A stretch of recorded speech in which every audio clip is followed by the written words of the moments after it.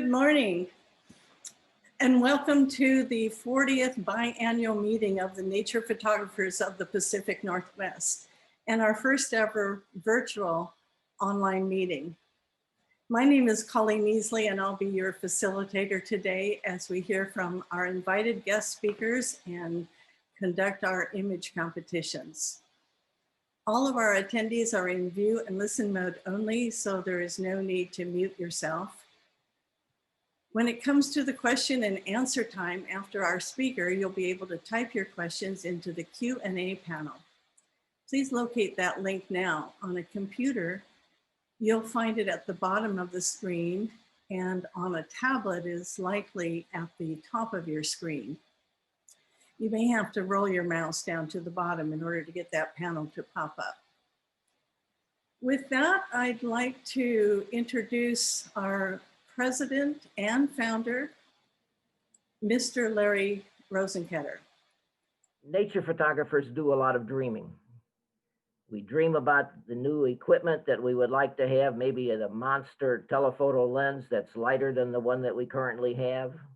Or maybe we dream about the opportunity that we would be able to go to the Antarctic and see some of the marine mammals that others have photographed. Or maybe it's that particularly wonderful scenic view that we're just waiting for the opportunity in which there's a dramatic sky to capture it. Well, Kennan and Karen Ward do a lot of dreaming, but they have been able to implement many of their dreams, if not most of their dreams. And they seem to have been virtually everywhere that I would like to go. And they have come back with wonderful images which appear regularly in the various publications that feature nature scenes. And they have a series of books too. Now, these books that come highly recommended can be seen on their website, and you can get more details there. What we have in mind for today is that they're going to take us on some of those dreams, and we can do a little dreaming with them, and maybe we will have occasion to experience some of their dreams that they've implemented. Now, some of their dreams are quite far beyond me. The dream that is really far behind me is to be the BBC Nature Photographer of the Year, the award that Kennan received in the year 2000. But we're looking forward to Kennan and Karen being with us today, and we apologize for the problems associated with a virtual meeting that we're just trying our best. So thank you for being with us, Kennan and Karen, and looking forward to your presentation. Well, again, Larry, thank you. I don't know how you found us. We're usually not home. A month ago or so, you found us, and I appreciate that. And Colleen has just been a joy to work with.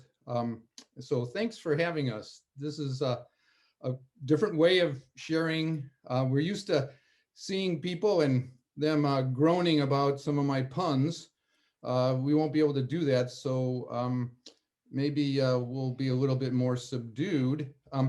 This presentation actually could go on for a lot longer. And so you're going to get the brief version of it. We started out with 7 continents, and I think I mismatched about 3 of them into one called Pacifica, just to put a whole bunch of continents together so we would fit in the hour. So without ado, I'm going to try and see if this queues up. Okay, how's that?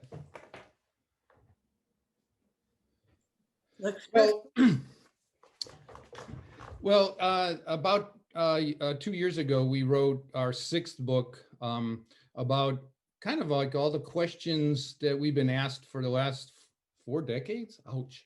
It's been a long time. And so we put together a book, and it might have been published by now if it wasn't for COVID and economic things that happened to all the publishers and the sort. It was called, our thesis has always been Life is Wild for Karen and I. We wake up in the morning and we think about where in the world, our clock is, where in the world is something happening right now? Maybe wildlife, drama with landscapes, seascapes, and the sort. And so we think about where we could be at any given time. And lots of times we think of these things and all of a sudden we find ourselves there. One of the proudest moments of our career is magazines and stuff, National Geographic cover is always a great trophy. But for me, I think I met more of my tribe with the cover of Patagonia. And in that fall of 2007, we had almost every single photograph in the catalog, the only time it was ever done. And so my pride comes from meeting our people, our tribe, so to speak. And somehow Patagonia seems to be the dirt bags that we are. And I love that word from Yvonne Chenard, that dirtbag lifestyle. We have spent pretty much 35 years camping. And as someone who had grown up camping with my family of 9 people, lovely mom and dad would put all 7 of us kids in the Volkswagen van and take us out for an adventure, which meant camping somewhere. And I'd been camping my whole life. And when I met other people and traveled around and wanted to go camping, they thought I was crazy.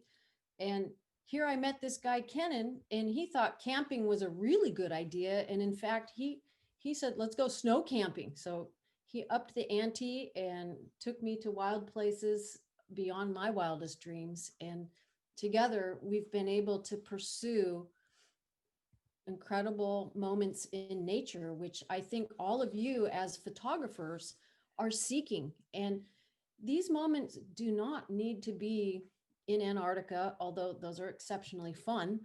They can be in your backyard where you go out every day and sip your coffee, or on your daily walk. And you all of a sudden, from the typical things you see, you find something new. And that something new can bring that excitement of discovery of a new thing in nature that makes your whole day. And speaking of making your day, I wish I could see your faces and see your reaction, because I know that all of you love these sceneries just as much as we do and get so much nourishment and hope and out of that. To see 21 bears in one shot is kind of like a dream for all of us. One of my favorite things about seeing all those bears in one shot is in the water, the dark spots are filled with fish. And so there's these moments when you're watching things, but there's more there than meets the eye if you spend the time. And that's really one of our favorite things, is that spending time in nature is how you learn more and more, because at first you don't think much is going on, but with the subtle changes that you observe over time, you start picking up on the little things that all of a sudden become more important than perhaps the big thing that drove you out there. Beautiful. To me, also in that dreams that Larry talked about, sometimes I see a photograph before it happens in my mind's eye. I dream it up, and all of a sudden I start to see some of the participles for it to come true. And that's what happened with this. This one is, I call SOB, Son of a Bear. I was actually filming underwater prior to this, and it's the moment he comes back up.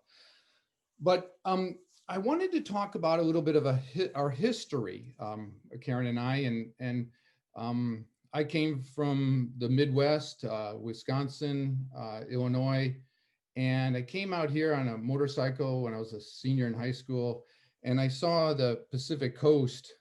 This is in Big Sur, and I just fell in love with it. And I said, I somehow I got to make my way back here permanently. So as a kid, I kind of started working out with tripods and big lenses, and the Kennan up there is Kennan, Wisconsin. They named a town after me I don't know for sure, but it was after I was probably in the, I was probably about 10 years old when they named this town. But that's another story that you'll have to share some wine with. But Karen came into the picture. She kissed this frog and she was hoping for a prince. And I don't know what happened, but sooner or later we fell in love, and it was kind of love at first sight, and we helped each other. We were instinctively kind of made for each other. Karen was tougher than any of my guy friends, climber friends at the time, and so she. Maybe I was just crazy enough to follow you into all these weird places and enjoy them as much as you did, which was what I thought our big connection was, is I was dragging people into places they did not want to go and weren't comfortable being. And then here I found someone else who enjoyed going out and camping and being in nature. So we kind of first met in Yosemite. I was a ranger and she worked for the Iwani.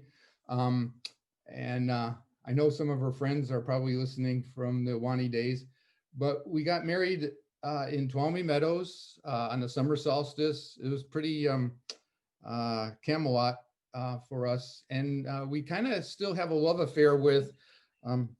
Yeah. And, of course, some people would go to somewhere fancy for a wedding, but we chose Tuolumne Meadows and tent cabins, which our parents weren't real excited about.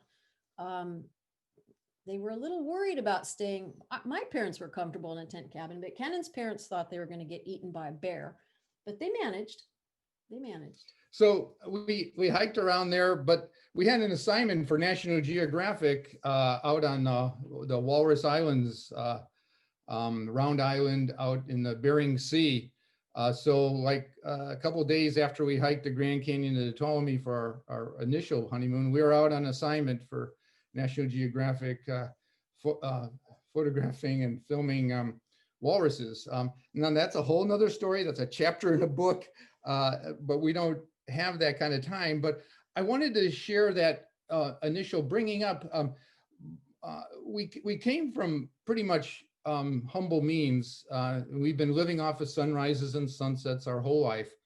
And when I say living, we've been kind of on the edge. I say that sometimes I feel like a cat, maybe a big cat, but I think I've gone through at least 7 or 8 lives. Or maybe a small cat, but some of the fun adventures we have include flying in small planes, which people think is really fun, but it's also quite dangerous. And Kennan had pioneered the technique of just duct taping a camera to the wing of the plane so we could get some really good shots with a long cable release. And we're lucky we came back from that flight because we actually almost went down on that flight. We held hands and said we love you together. And what happened is the wings froze up because it was pretty cold up there, and we ran out of gas, and so we had a windmill towards the glacier. But that's another story, long story. And I'm glad I'm here to tell it. But prior to a lot of this, I was a ranger, and I worked on the coast of California. I worked in Denali National Park, back then Mount McKinley, a lot of different places. And I started taking some snapshots. And back then they didn't have electronic equipment to know the lightning strikes. And I just was taking photographs to kind of show the cheeseheads back in Wisconsin, what it was like out here. And then I was studying at the University of California biology, and I started to see some very unique behaviors. And so I says, I want to tell a story. I want to communicate something more than just a beautiful photograph, a landscape. So I want to show something that is unique, that all of a sudden you go, oh, I've never seen that before. And my first opportunity was with the BBC. I won the mammal division with this photograph of the bull elephant seals in the water. And it really, it's a little bloody. Yeah. But the BBC likes bloody things. So, and then, you know, I went through my cute phase where, you know, I was wanting to not necessarily show grizzly bears as these terrible animals. And this won an award, and then this one won an award as well. But then, you know, And this one's pretty tragic. It's humans' influence on nature that's not so good. But it's important for us to know the impacts that we have with our activities, and that, you know, I'm pretty certain this bird was captured and the hook was cut and he did just fine. But it is touching to know our influence. Karen's got a much different eye. She's got that really kind of romantic version of nature. And I have a little bit of a humorous side to nature. But, you know, that's, we combine our different techniques and hopefully it comes across in the photograph. And Karen has a unique touch with animals, especially horses and the sorts. So one of the things I did was I wrote down for this book the top questions that we're always asked about. And one of them is they say, what kind of equipment do you use? Are you a Nikon or Canon? And I say all the above. I mean, literally, if it's a pinhole camera, if it's a large format view camera, if it's a Brownie, I take, I like all cameras. And Kennan's always the innovator who, you know, when drones first came out, he was so intrigued, and I'm kind of pulling back going, I don't want that thing to take my fingers off. And Kennan's the one who's just going right up to this equipment and trying it out and has absolute confidence. He's sort of the fix it, can touch it and make it work kind of guy. It's very helpful in our industry. It does its challenges because everything is putting a lot of money on the line and risking it. But I really like the angle, especially that I can get with different cameras. And I do a lot of motion now with the red camera, but with the red camera, I can take stills as well. And I still try that.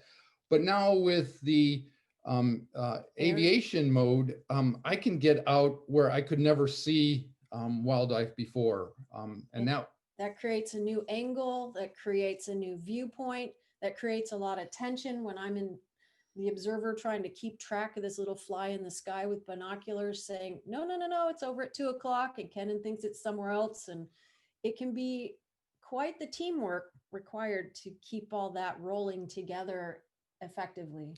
And qualify for your FAA certification, your UAV, and registrations of your, you know, it takes on a whole nother aspect, and it's always challenging.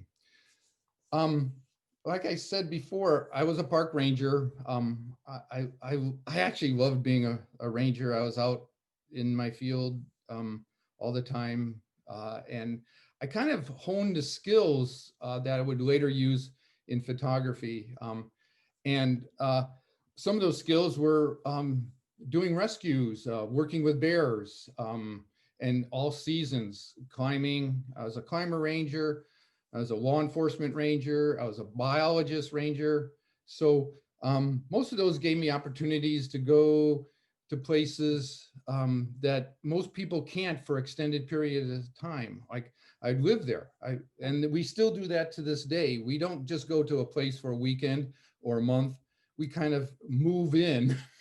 So don't invite us. More or less. I mean, everyone says, oh, I'm going to go there for, you know, an overnight stay or a 2-night stay. And we kind of look at travels as the least amount of time you want to be in a place is 10 days, because weather, you might not get what you want weather-wise. Observing all those little things that are so important to me. I might find I'm going somewhere to try to capture a condor, and what I find that's so exciting is a lizard that's using a little hole in the ground as a den, and watching it go in and out and getting photographs of that becomes a bigger focus for me. And Kennan's all, come on, let's get going. We've got to go find these condors. I'm like, well, they're going to fly overhead. But meanwhile, I've got great stuff to do right here up close and personal. It's kind of funny because I come from kind of humble means. A lot of my friends say, wow, you're really lucky you got to do all this. But, you know, my mother, I gave her this photograph when I was younger.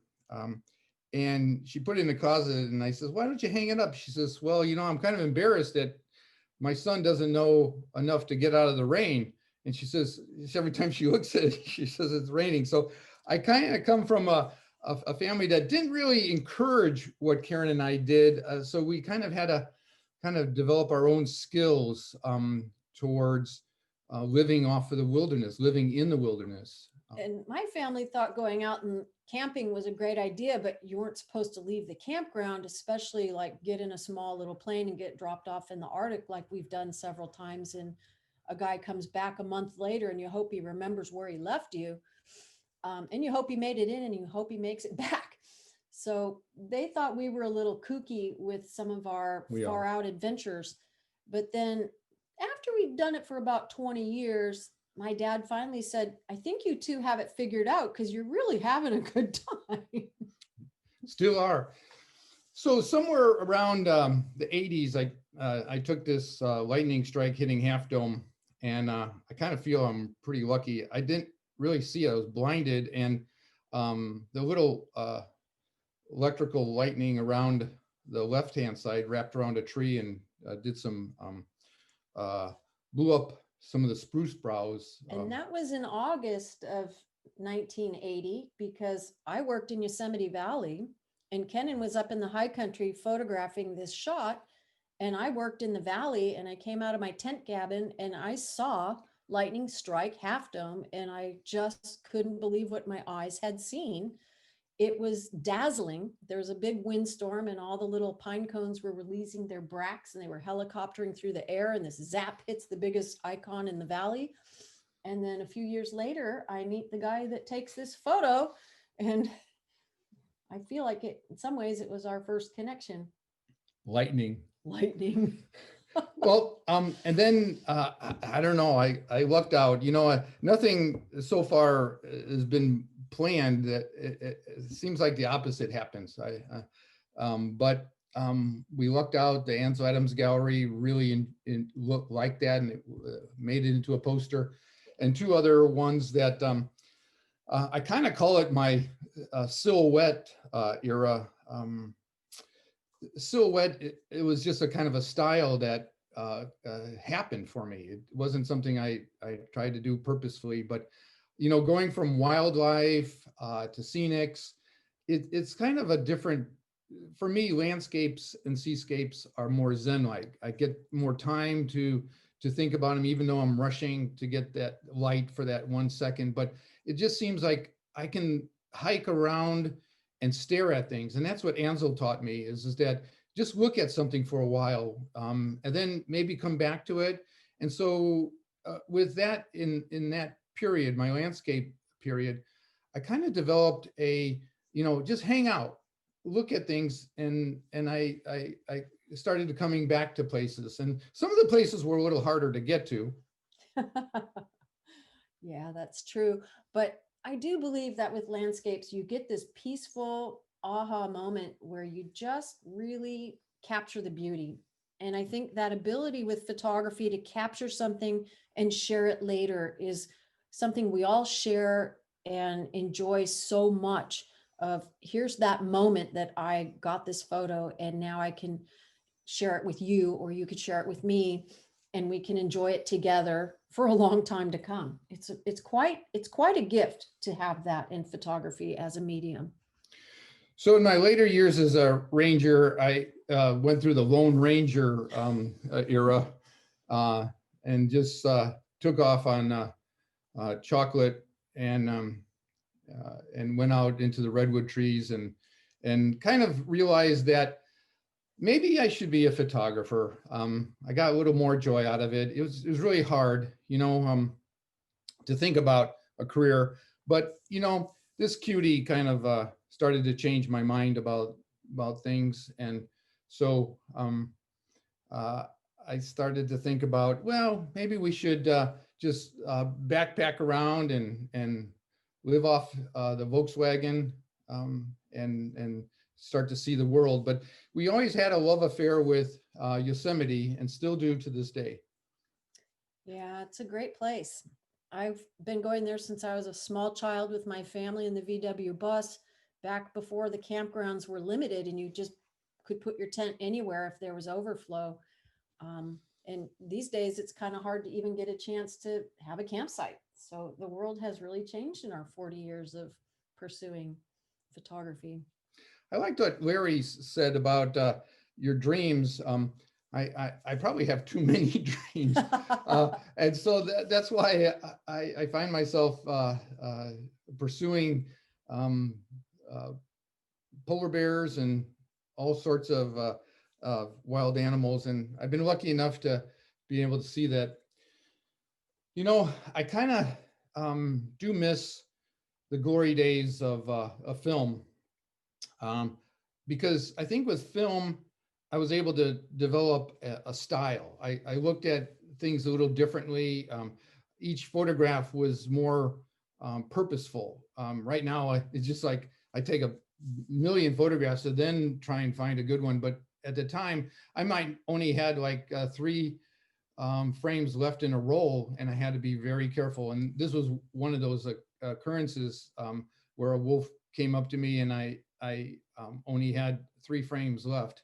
And the last frame is got that cut half of a frame, and it was actually the best photograph. The end of the roll. It was the end of the roll, so to speak. But and the same thing with working with Northern Lights, the film would always break when I would try and move it forward or rewind it, and so it became kind of a challenge. It was so cold. Some of the early Northern Lights photos had a frost ring in the middle, and a Newton ring. We were calling it a Newton ring. And it was just so disappointing to go out and put all this energy out and do all this late night cold work. And then you get back to your studio a month later and get everything processed with great delight and hopes. And then it kind of is all junk. It was pretty harsh. In the book, we write about 26 years old. It's kind of funny. I have a whole bunch of quotes from people that say that that's your genius years. That's when you become, you know, the smartest you'll ever be. And 26 was when I was ranger in Yosemite and made that decision to go into photography pretty much full time. It wasn't really, it was kind of a easy transition. This one's a dream shot for me because Kennan loves bears, but I love cats. And to see a mountain lion in the wild was just one of the dreams of my life. Didn't think I'd ever get to do that. And here was this giant kitty just relaxing on the basalt columns, and we could have this incredible view for hours and hours. It was just something I never dreamed we'd be able to experience. It actually fell asleep. Oh yeah, well that's their job. That's what they're cool cats. That's what they do. Yeah. Well, this started once we decided to make the change and stop being a ranger. All of a sudden, the whole world started opening up for us, and so we said, onwards to the 7 continents we go. And it's kind of something we haven't really looked back on. As new camera gear comes out, like Larry said, it was kind of funny. I was thinking about, you know, Red camera came out. I was one of the first ones in 2008 to take it out in the wilderness. Here's a Hollywood camera. And then now there's smaller ones come out, a Komodo. And I'm just, you know, if it wasn't COVID, I'd be out there again. So here we go with a kind of a abbreviated of the 7 continents that we've had the opportunity to live in, so to speak. So one of the ones that I really like is Russia. Shane Moore and I were one of the first ones in Russia when it reopened. And this is in Siberia that we worked with polar bears. denning. One of the big things we were trying to get is babies coming out of the den. And I threw this one in there just for the kind of a, I don't know, editorial reason. A lot of people, look at some of the images that we have and they go, wow, that must have been a million seller, or that must have been, a winner at BBC. And there's some images that make you money, and there's some images that make you, people know that image. And we always like to say nature is the first to give credit to, because they provided this great opportunity. But this is the photograph I've sold more than any other photograph. And I've made more money on this photograph than anything else. And laugh, I'm laughing too. I'm laughing because we all think there's this magic ticket that we're going to know what's going to be successful, this, that, or the other. And there is no predicting what's going to be your top earner. And I would have thought it'd be like a beautiful rainbow in Yosemite that millions of people go and see that place and maybe want to take that little bit home with them as a Kennan Ward poster or a lightning poster. But here you make an editorial sale that is great. Yeah. And sells over and over and over. And you go, oh, why? But it's working. And I couldn't be happier that it's going to keep us going and keep us camping out in the wilderness. And because of it, we've been able to pursue other dreams. Speaking of dreams, sometimes your dreams, you wake up and you're not living the dream. And you end up in a place that you go, how did I get here? So not everything in this is kind of dreamy. I was actually glad to get out of the wind and have a roof over my head. And it sounds awful. And this was an awful spot. However, my tent was rattling like crazy. And just to be able to come inside and cook out of the wind made all the difference. I still slept in my tent. I was not sleeping in this little hole, but it was interesting to know these types of places are out there and you bump into them in your crazy travels. And actually you take a little refuge for a few moments. Don't ask me what's against the wall. I kind of think that Al Capone's guys were there. But I was pursuing in Russia denning, polar bear dennings. It hadn't been, it was like at that time, the Holy Grail of photos to get. And so friend Shane Moore and I were pursuing the bears. I climbed into a den. Don't ask me why. I was probably numb and number. And it was really unique to see how it dog-legged down and then back up onto a shelf. And then on top of it, you could see footprints, like maybe like when they were breathing, it would frost up and they would scratch the. Her mom would stretch and put her foot against the roof, maybe. It was interesting. But this was a series that I took and it became a National Geographic article about Siberia and polar bears denning. And it was just, it was a very unique place because it was 40 below. It was February in north of Siberia on an island called Wrangel Island. And now there's kind of tours going there. And it's a pretty nice place, but it's still kind of. It's pretty rugged and pretty rough. And while the guys were gone, Shane's wife, Libby, would call me and ask if I'd heard from them. And I said, no, honey, because they're in Russia and we aren't going to hear from them. This was pre-sat phone, cell phone eras.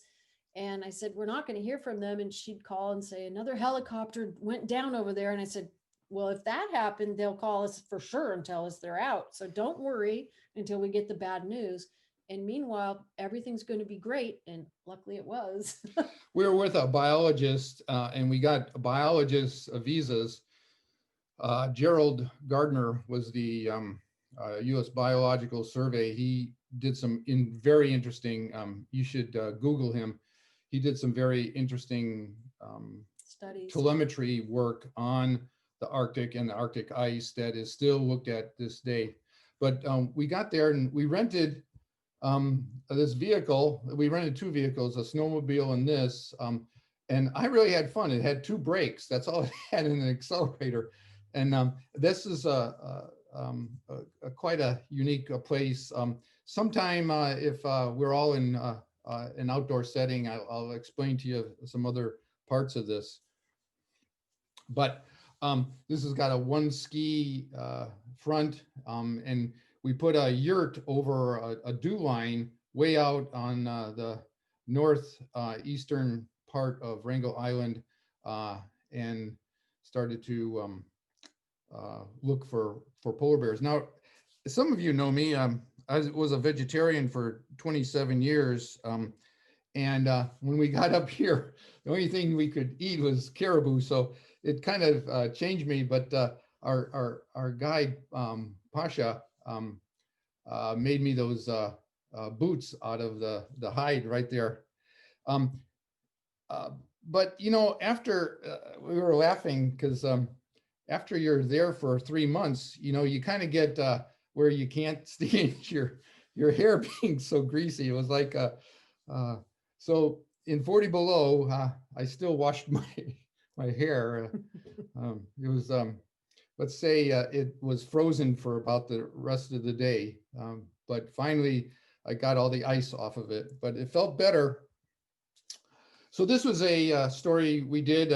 I know that in today's light, hugging a polar bear is probably not politically correct anymore, but it was a part of this cub all of a sudden found us. It was abandoned. Yeah. Mom had three. Mom was a kind of a younger mother, and she had three cubs, and she just took off, and the two kept up with her, and this one didn't, and came back to our camp and wouldn't leave. So it's a story. There's a story in the children's book if you want to read it. We did a children's book, and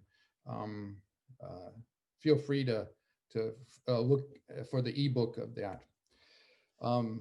Antarctica is another extreme. We went from Arctic to Antarctic.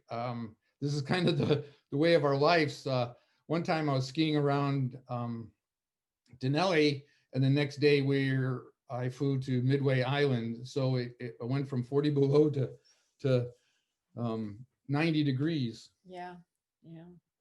But so a lot of you probably have gone out to South Georgia Island. Here's South Georgia. And that is a place to put on your bucket list. It is probably one of the most awe-inspiring places I've ever been.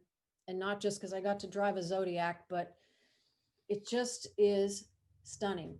This is Lemaire Channel in Antarctica. And it is also another place where one of my neighbors said, "Why would you go there? There's just ice." Well, I think there's a starkness to this ice land that is shared by all the countries. Everybody has a stake in it. And I think it has just immense beauty and a lot of great wildlife. We were with a Canadian team, and Karen was the only woman, but we made a kind of a deep impression into the Weddell Sea, further than anybody else had gone before. And it was a pretty cool place. It was a great team. I really enjoyed being a Canadian for a while. Yeah. We really enjoyed all the different aspects of being down there. A lot of people ask, well, are there polar bears down there eating the penguins? No, different hemisphere. But the penguins are really quite joyous little birds. They also have some pretty big competitions. And there was a lot to learn watching all these different animals. Some of you might recognize this boat, the Explorer. The year after we were on it, we were supposed to be on it, but we got other assignments, and it sunk. But we were part of the team from that boat. I just keep thinking of all those wine bottles on the bottom of the Antarctic Ocean. It's sad. They had just provisioned it and had a interception with an ice chunk. Long stories. But we got to see most of the penguins from breeding to egg laying to Raising their chicks. over 3.5 months. We stayed and filmed every aspect that we could of not only the Gen 2, but the king penguins. king penguins, the chin strap. straps, the adelies. Yeah. We're missing one. Aren't we? Macaroni Macaroni. and Magellanic. Yes. Lots of different birds to see. They're all kind of black and white, but some have pretty little orangey aspects. There's a chin strap. Oh, kind of my favorite. Kind of a little hard head helmet looking guy, but they were all wonderful. And it's what kind of whalebone do you think that is? I don't know if anybody out there knows, but the center photograph shows the us getting into the deepest part of the what else see. That's 100 meters. Was it? 100 feet. 100 feet 100 high. feet high ice shelves, maybe almost 200 feet high. They were so impressive. It was just gorgeous. I think this is like 2 a.m, wasn't it? Yeah, in the night, there's a lot of daylight around the clock, and it was beautiful. Yeah, we won't tell you that we zodiac through it because the captain says don't zodiac through it, and we had just came out. But these are the penguin rookeries sitting in there and smelling all of that stuff. It's good to go early in the season before there's a lot of chicks, and then it's not quite so fragrant. Later in the seasons, it started to get a little harsh. And kind of pink colored. But the glaciers are just gorgeous there, and most of the peaks are unnamed. And it is a place where you really do enjoy the camaraderie of your shipmates. And we were on a ship for a long time there with some great people, and it is quite the experience. I do recommend it. They're lifelong friends. Keep in touch even to this day with them. And actually this morning even. That's right. That's right. Because the season is just starting up. South Georgia Island is a beautiful place right now.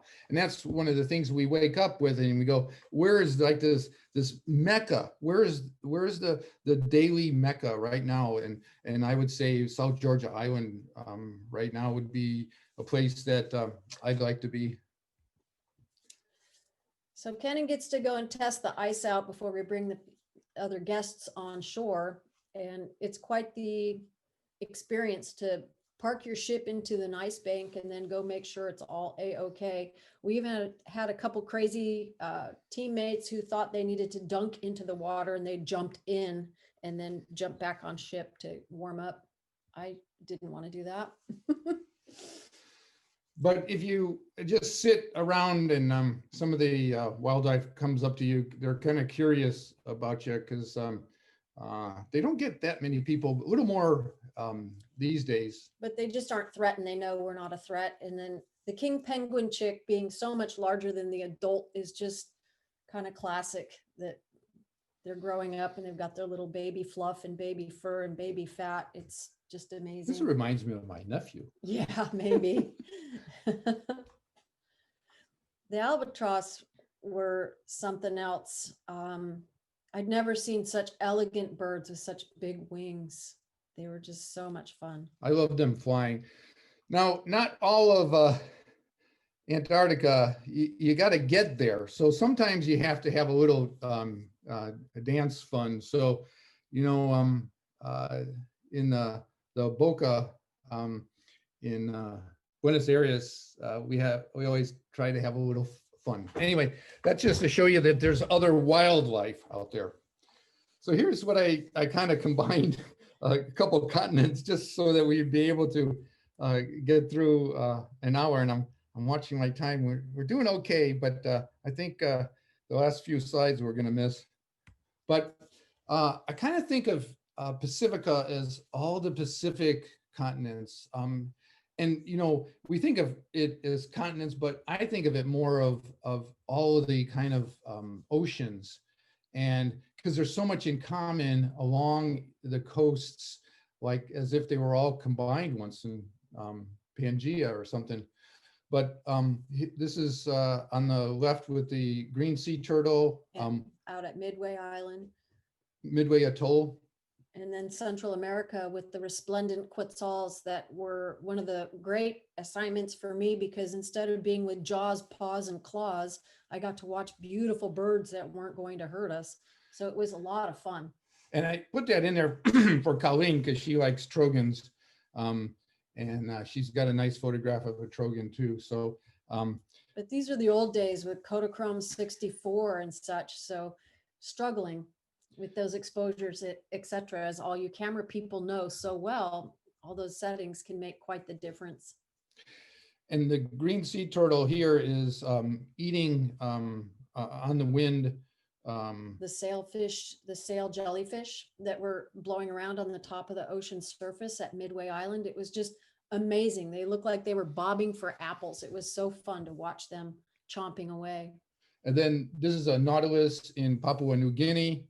And then we're doing the Planet Earth, the David Attenborough, where all of a sudden you're at one place and then you're totally at another place, which is still in the Pacifica.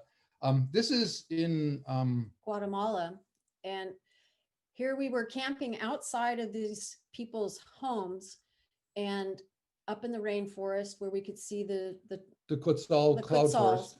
And Dad was bringing home these logs that they invited us in to see how they make their tortillas and corn. And what a world these folks live in. They work so hard for their daily corn tortillas.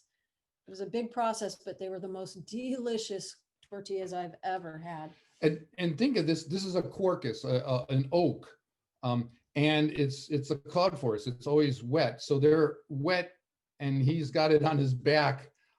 Carries with a strap over his head. And he was a small man. I felt like he was about my size and I'm only 5'3". And he probably weighed 110 pounds and he's carrying these giant logs home. And then they made a tripod of sorts in their fire and they would shove the logs, they'd get them smoldering and they just shove them in. It was really interesting. Very interesting. But, you know, you always had to worry about the Ferdinand snake. This is a neurotoxic snake. The locals called it the no chop through, because when they would take their machetes, they say, don't chop through, because any portion that's left of that snake, if it's the head portion, will still come after you. And so to this day, we spent some nights out working with frogs, especially the glass frogs and the sort. And we were in this swamp and babies were hatching, and there's probably, how many snakes do you think? There was way too many snakes. And worse than that, the male and the female both protect their young. So if you see one, you're probably going to have more. And Kennan and his biologist friends just terrorized me walking around in the dark with snakes. And I thought, this is kooky. But we were trying to document and do some behavior on the glass frogs. Back then, they had been missed for 20 years or longer. And now they're finding more and more, because they found out that they go to the upper parts of the tree, and as climate has changed, they're going further and further up into the trees, and they drop their eggs into any water that's down below. And or into a bromeliad flower, which is kind of neat. They make little water pockets. But the rainforests are quite the treasure and such a different environment than anything we had done before. And honestly, I think I prefer the colder spots because I can function better. When you're in those super hot climates, it's really tough to carry your camera equipment and hike around and worry about poisonous snakes and spiders and such, versus if you're in the ice, you know, you kind of can see what's going on, a lot more open habitat. I think I like being cold more so than being so hot. remember when we were taking this one, we brought raincoats, Gore-Tex raincoats and pants because we thought it's a rainforest, it's a cloud forest, Silly. and we never even wore them It's because too hot. it's too hot. You just have to get wet and walk around damp. It was something else. Yeah. But speaking of being damp, Kennan likes to get damp and go diving, and got us into scuba diving and going underwater. And it was a lot of fun. And That's here we have our friend coming up underneath a little boat in Papua New Guinea. that was one of the big questions people always ask me. They go, how come you have a mustache in some photos and not in the other? And I say, that's the mustache goes away when we're diving. Yeah. or if we're in a location long enough, I don't shave, so I look kind of grizzled. But this is Bob Widman down there. Cheers to you if you're listening. I still love that place. That was magical. Thanks. So now we're into another A. We went from Antarctica to Pacifica to Africa. Karen and I have spent quite a bit of time in Africa, as most wildlife photographers do. Here on the right is the top of Mount Kenya. And we finally found our cold spot in Yeah. Africa, because that's a warm spot too, but up top of Mount Kenya is quite chilly. And Karen looking at some pictographs or Petroglyphs. one of those Pictographs. Pictographs in Kopi. in a Kopi area, which are the rocks in the Serengeti. Again, old time cameras. Some of you might recognize them, but Africa has got a pure joy. I think the more people travel, the more they experience the more understanding of a diversity of people we become, and people are people, and it's such a joy to find like-minded people of all colors and nations. One of I showed you that polar bear, but this is the second best-selling photograph I've ever taken. And people know me for. We're not known for cultural shots, but this Tutsi photos of the Gatega drummers just has been utilized in so many different ways. I think just the pure joy of them and the incredibly graphic colors of their robes and their handmade instruments, and those things are heavy. I mean, they are heavy drums. These gentlemen are really strong, athletic dancers and joyous singers and performers. It was just magical to be there for their performance and their drum beats. These are heavy drums, and this is in the highlands of Burundi. We were working on chimpanzees and gorillas for months. And I tried to pick one of these up, and they're got to be 100 pounds, if anything. But it's such a joy to see how they jump, and they sing, and the beat just gets through all the way through to you. I kind of miss that. This is a very long story. You have to read about it, but we don't have time for that today. Here's us on Lake Tanganyika. We were working with the chimpanzees and hooked up with Jane Goodall. Thanks to Mimi and Greg for that connection, and Dr. Goodall for hosting us and working with us and sharing her research and her Gombe Reserve. We try to cook for her so to pay our wage or our way there. And she said to me one time, she goes, "Do you put garlic in everything?" I says, yes. Yeah. I start with garlic and onions, and then I decide what we're going to eat. She wasn't so wild about our garlic, but she ate everything we cooked. Yep. But she is an amazing woman and has done great things to protect the chimpanzees there. She was an education for us, not only in her understandings of the chimpanzees, but in understanding the landscape. And I think when you look at my professor for my first book, Grizzlies in the Wild, says, if you want to understand the predator, you have to study the prey. With Jane, she taught me, if you really want to understand chimpanzees, you got to really study the landscape. And with that, she gave me a lot of ideas about looking at these animals, tremendously different. And, I have to admit that I became very anthropomorphic because most of them look like my friends. Well, they behave differently, and some of their features are very similar to ours, and the ability of the family bonds there is really unique. To see how tender they are with one another is very rewarding. We worked with the mountain gorillas in Virunga back in the time when it was a war with Rwanda. It was pretty scary. There's a couple of times where we were it wasn't for we were stopped by people with AK-47s trying to get us out of the car, and it wasn't really the best decision we'd ever made. But once we got up to the gorilla reserve, these rangers were just incredible, leading our group out to see these mountain gorillas who have no fear of people and would come right up and check out those rangers. And it could be dangerous, but you just don't challenge them, and you can tell their behavior kept them safe. And the gorilla just sat down and started chomping on his leaves. But the civil unrest there was quite frightening at some points. But a shout out to Conrad Aveling, who rescued us. He was worked with Diane Fossey with the gorillas there. He was a biologist there, and he saved us from a different type of a gorilla. In the airports, when they're trying to take away our camera equipment and all kinds of crazy stuff that happens when you're traveling, and you think, oh, I'm so lucky I get to travel, but some strange things do occur. But luckily we're here and all is well. This is a favorite shot of mine from Lake Tanganyika in moonlight.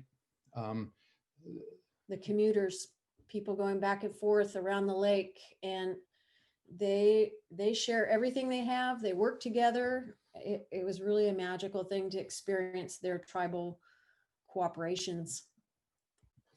There's a couple of photographs that kind of endure. I probably have Forbes magazine back in early 2000 said that I'm on my 2nd millionth photograph. And I bet I have 100,000 Africa ones to show you, but I wanted to show you a little bit of our Alaska life, because Alaska is something within all of your reaches, all of our reaches. It's pretty much what we've concentrated on in the last 30 years, on and off. So what we do is we spend maybe some months in the summer, then we go other places worldwide. But there's something about Yosemite, there's something about Alaska, there's also something about Antarctica too. Well, yeah. And this is kind of a luxury camp in Alaska where we found some beach driftwood that happened to have a few loose nails. And with our great friend and biologist, Will Troyer, we knocked together a little lean-to to create a little spot out of the rain where we could cook. We even had a little flat table. We were living large. This is the year after the oil spill, and we were doing surveys out in the coast. Now, Will Troyer, he's a famous biologist in Alaska, but he also was the refuge manager for Arctic National Wildlife Refuge. And I think we were having a conversation about, we were eating, what were those, razor clams. Oh yeah, dug up some clams the bears were eating. And here's some of the glaciers that come down into that the bay, Hallow Bay off of Katmai National Park. And the bears there were different. They were clam-eating bears. They dug up the clams at low tide, and they were very nutritious. So we thought we would do the same thing. Now, I was a ranger in Denali, and it's kind of hard to say this. Spill it. Really? Should I tell? 1977. I was a backcountry ranger. Back then, you were a protection ranger. You're also law enforcement, but we didn't have to do that much law enforcement back then. So we did mountaineering and backcountry. And I did this recently. I skied around the mountain to follow my old roots. This is in February. I mentioned that when I finally came out of that, I had an assignment in Midway Island. So I unfroze after that, but this is Wonder Lake in February for all you that love to take photographs. And this is close to the spot where Ansel took his famous photograph. And so sometimes we get some permits to go into the park. We've done quite a few books on the park. One is Reflections of a Naturalist on Denali. And we also like to pursue all the fish. Not only do we like to eat them, not in this phase, this is kind of spawned, but here's some sockeye salmon underwater. And a bear enjoying his salmon. I think they like the roe better, don't they? Yeah, they like the roe and the brains and all the fat stuff. That's okay. They leave choice parts for other wildlife, which is good. Here's a picture of my dream girl climbing a fireweed hill in Turnagain Arm. Turnagain Arm. Oh. Yeah. Hey, you marry me? I did. We love Alaska. It's a great place, as all of you who live there know. But here's the real version of There's a lot of adventure. There's a lot of adventure to be found in Alaska, and incredible wilderness, incredible wildlife. And sometimes at the end of a trip, you have to hike out a double layer because we took a couple trips in, but coming out, it was time to just ski-daddle. And so Kennan helped my pack get on my back, and I had a Coleman lantern hanging off my sternum strap just to get everything the heck out in one trip. And what's significant about that trail? Do you see where it leads? Yeah, we had to cross that creek. And Moose Creek, right? Moose Creek, yep. And we called the area we camped Moosewood. Yes, we did. We're so creative. But we had a great stay out there. But once the snow started coming down the mountain, we said, get the heck out. But we also did quite a bit of coastal work in Alaska. We continued. This is one of the first series of cooperative feedings. This is in the 80s? Oh. This is in the 80s. Oh. But humpback whales are still up there putting on this show, and it's a great thing to experience the whales. And they're here now in the Monterey Bay. Now they're here in the Monterey Bay, and they're delaying our crab season because they want to make sure the whales are clear of all the crab pots, which is kind of a neat cooperation.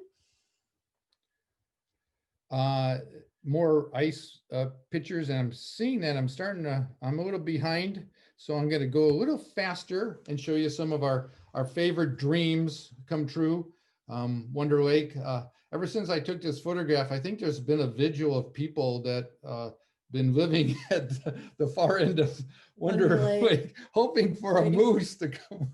Well, they're not doing anything different than we did. We spent lots of time out there to finally get a nice image of a big bull moose. All I can remember is mosquitoes. Well, that's the part you don't want to really know.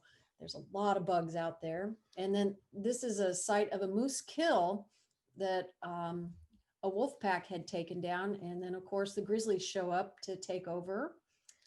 There's some nice photos of this. There was a vigil of people out there on the Tecumseh. Watching all that. And Y2K. That was Y2K, year 2000. I like that photograph you took of that bear. Well, the bear is his own little self. They have their beauty to share. But I like your photo of the bear and the wolf. And it's quite common that if there's a kill, they will compete. And usually the bear wins because they're bigger. Yeah. So here's your dreams come true. This is right out of the tent window at Katmai. A lot of you have gone out there, and I hope you are safe out there. And then this is one of my favorite ones of Denali and a short-eared owl. Mm-hmm. I was actually doing a time lapse of the sunrise out here. Then this guy, He was curious. He came right over Kennan, right over his camera, flew straight right at him. I don't know if you were kicking up some voles that made it interesting, or if he just was on a flight path and said, there's something strange sitting in my meadow. But this is a thing where if you spend more time, you find those smaller things that really make a story. wanted to give a shout out to Jose DeCreft because he is one of the reasons why we're still here. He followed our dream. We said we wanted to spend more time up in the Arctic National Wildlife Refuge, and he said, me too. So he came up and joined us, and we did some flights together, and he camped with us for quite a while, and we all got a little bit of solitude out there in the refuge, but we had the benefit of his beautiful bird dog plane. If you ever get a chance to film out of a bird dog, the rear windows open up, and you got a full view. It's It's better than a Super Cub. It's one of the best. It was a spotter plane in Vietnam, but unbelievable. But up there with his help, we were able to film Wolverine, one of our dream. Right from camp. We're cooking food, and I see this little motion out of the corner of my eye, which is my job to catch anything moving, drop the food, grab the cameras, run up the creek, and see this incredible Wolverine. I'm going to have to speed through. Colleen's probably going to cut me off here in a minute, but I'm going to kind of go a little bit faster through here. Just talk about a little bit of the autumn and scenes of Alaska, and get to our work in progress. Right now, we're doing local work because of COVID. The redwoods, and the spotted owl chicks in the redwood trees, and working with the Ventana Wilderness Society and the condors. This is a month-old chick in a tree. A shout out to Joe Burnett and Fainer and all the crew that have helped us learn so much about redwood ecology and the reintroduction of the California condors. It's been quite the journey. So then we found, by patience, we found a unique behavior that we never thought was possible. And first time ever filmed, it's been on the BBC, it's been on PBS Nature, Wildcats, was it? Mm-hmm. And Discovery Channel has shown this unique behavior that we were able to capture from. We spent almost 3 years filming this, and loved every minute, spending time on a remote beach and in the wild. And this little knee-high bobcat would show up so tiny and get these gulls that were almost her size. It was just incredible. Just imagine being in a blind for 3 months. That's the kind of patience it took. And we always laugh about the BBC talking about these guys spent 10 days in their photo blind, and we're going, how about 10 times that? You know, what's the big deal? But that's the reason they don't hire us anymore. I think they're better than us. They can just get the job done quickly, and we're out there lollygagging and enjoying every second of being out there. And luckily we were able to capture it, so we're able to share it back. And this was the ultimate. The cat got 2 gulls, couldn't decide which one was bigger for dinner. But not everything out there is violent.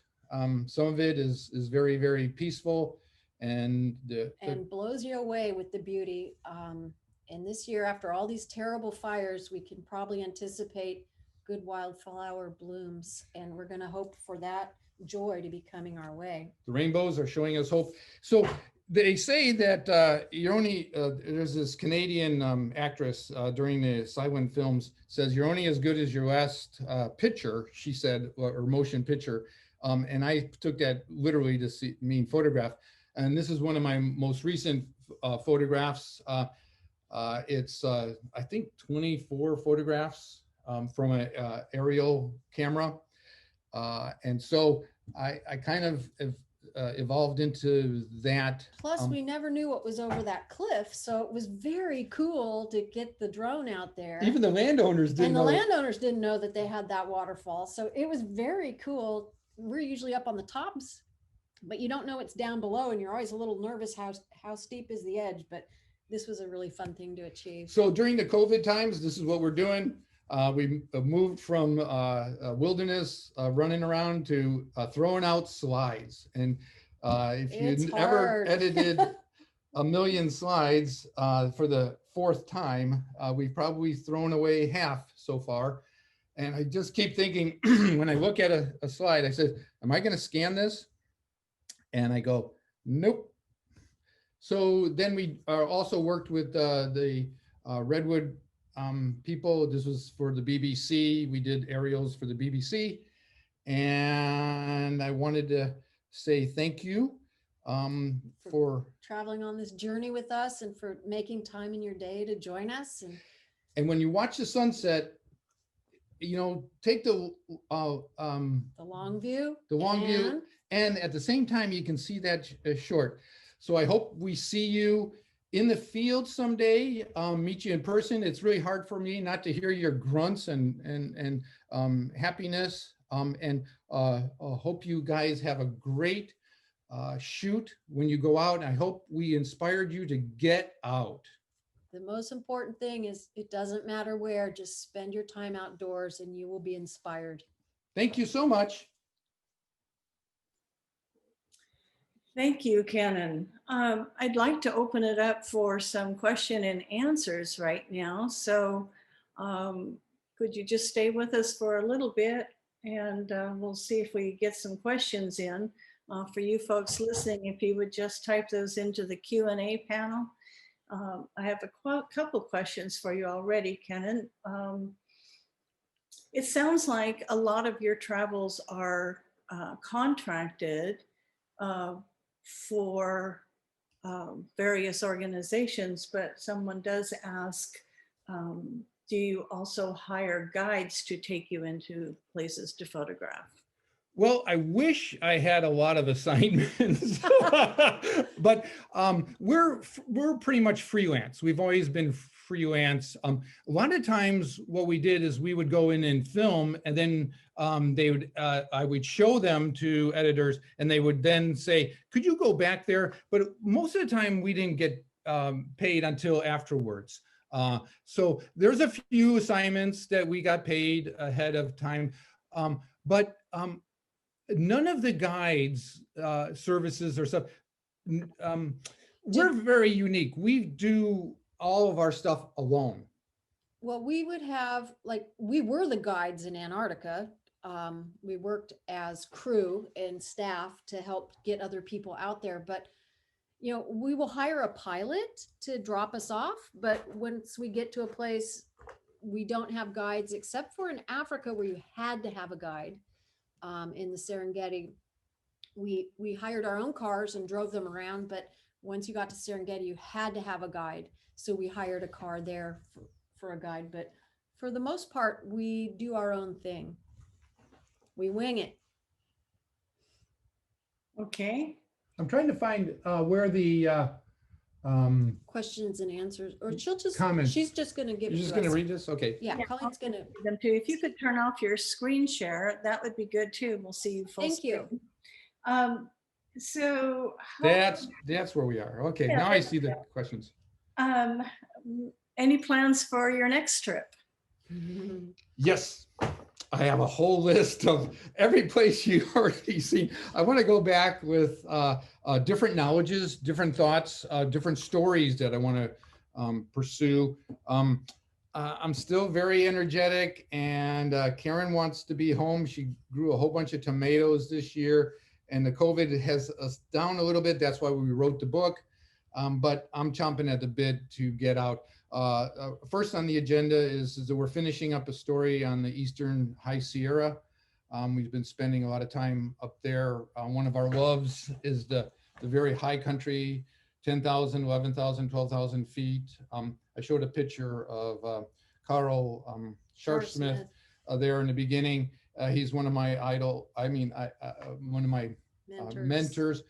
I'm retracing some of his steps in pursuing some of that naturalist knowledge that he was able to provide, and I hope to do a seventh book on the High Sierras. And then back to Alaska. Alaska is pretty much our home in our Away from hearts. home. Yeah. We I'm got, not giving up on California. I kind of like the Mediterranean climate, but I do really enjoy going up to the wilds of Alaska too. so if anybody has any ideas, pass them my way. I'll do it. One person asks, are you working with stock agencies? Well, that's a really good question. Good one. And we have been working with stock agencies for decades. Unfortunately, they're all turning into non-licensing products like CDs, where you'll get a nickel a photo for your top selling photos to go onto a CD. So we're really down to just one agent because all the other agencies have pretty much ceased and desisted for royalty free. It's financially, it's very difficult these days to make income from photography, very harder than it has been in the last 4 decades. And Karen pretty much handles the library, and we've had all of the agents. We've had Corbis, we've had Getty, we've had National Geographic, we've had a host of independents, DRKs, all of them, BBC, and all of them have folded. Just recently, our last one of our last ones, NG even went. There's just the licensing no longer is a big commodity, and that's because 1 trillion photographs are taken Every day. every year, and so it's and people just give them away. You know, even I am kind of like on Facebook. Why pay for it if you can see 100 photographs in 1 hour? And you just, so you don't stare at photographs. So the place where the market seems to be now is, you know, if you can sell your prints, if you can sell your photographs because somebody wants to support you, seems to be more where the market is these days.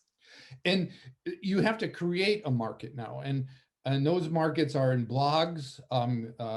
You know, I've tried to tell my stories of travel, and luckily you guys found us and we were That's able to true. tell our story. And so working with social media, working with groups, maybe if you have the means, creating your own books and going on tours, those things are. But the business model of the 1980s when we started isn't there right now. But that doesn't mean it can't be invented. Somebody has to invent it now. Right. Okay, how about what method do you use for digitizing your slides?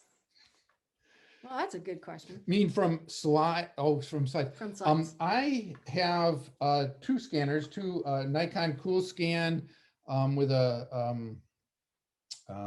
bulk loader, and then I also LS something, and then I have the medium format because I took a lot of medium format photography and large format photography, and I scan it. I use View Scan with the Nikon scanner, and I'm an old schooler. I still use Photoshop.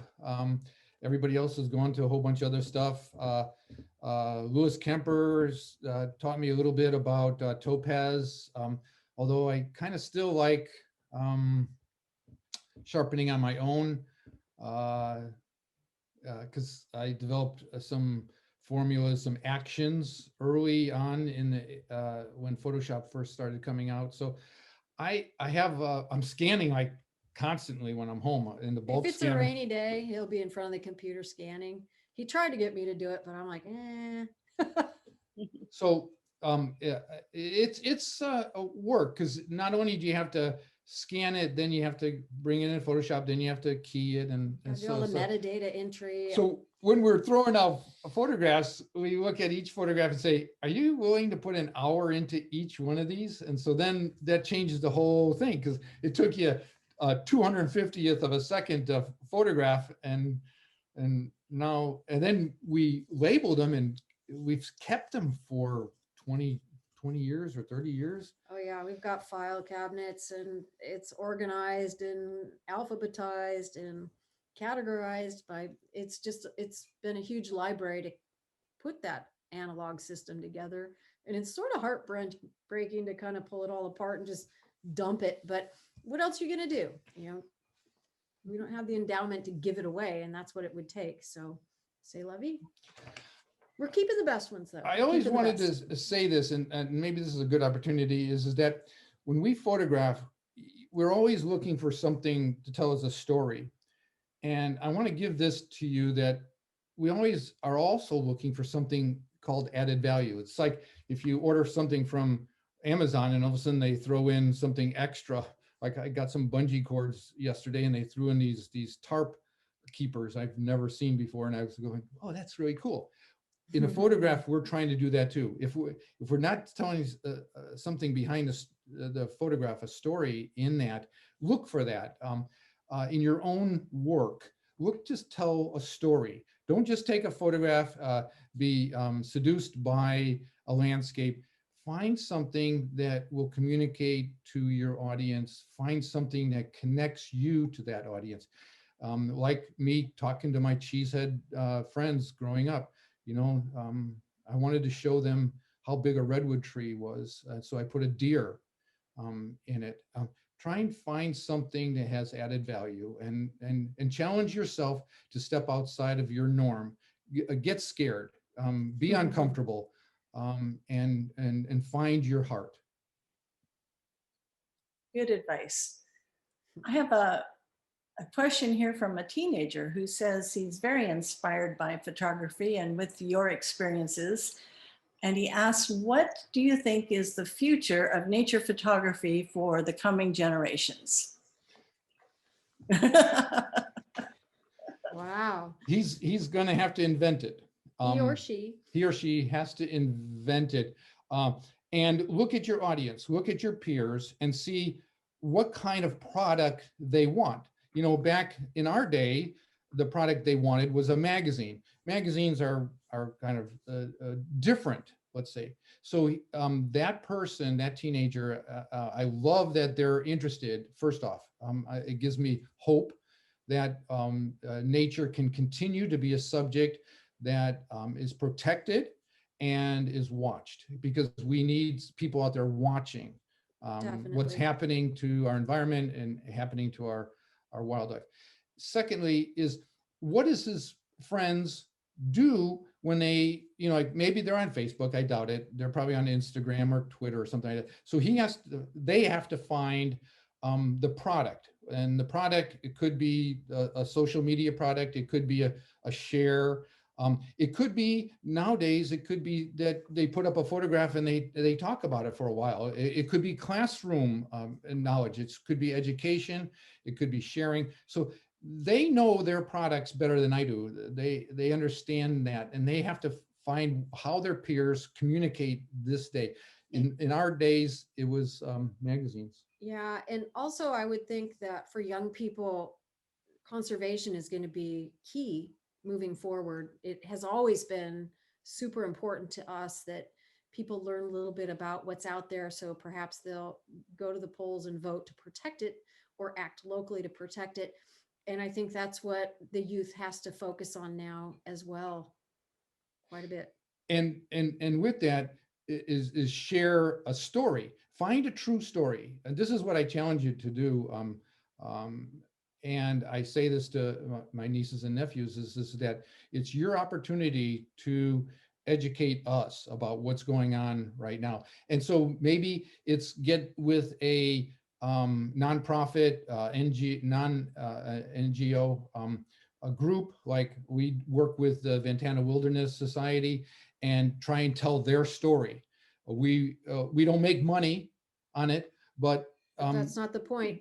Life's point isn't making money. It's sharing knowledge, and sharing joy is going to get that person a lot further. You need enough to eat, but beyond that, if they can get behind a subject and share information about it, they're going to have a huge reward and be able to use their photography tools at that moment.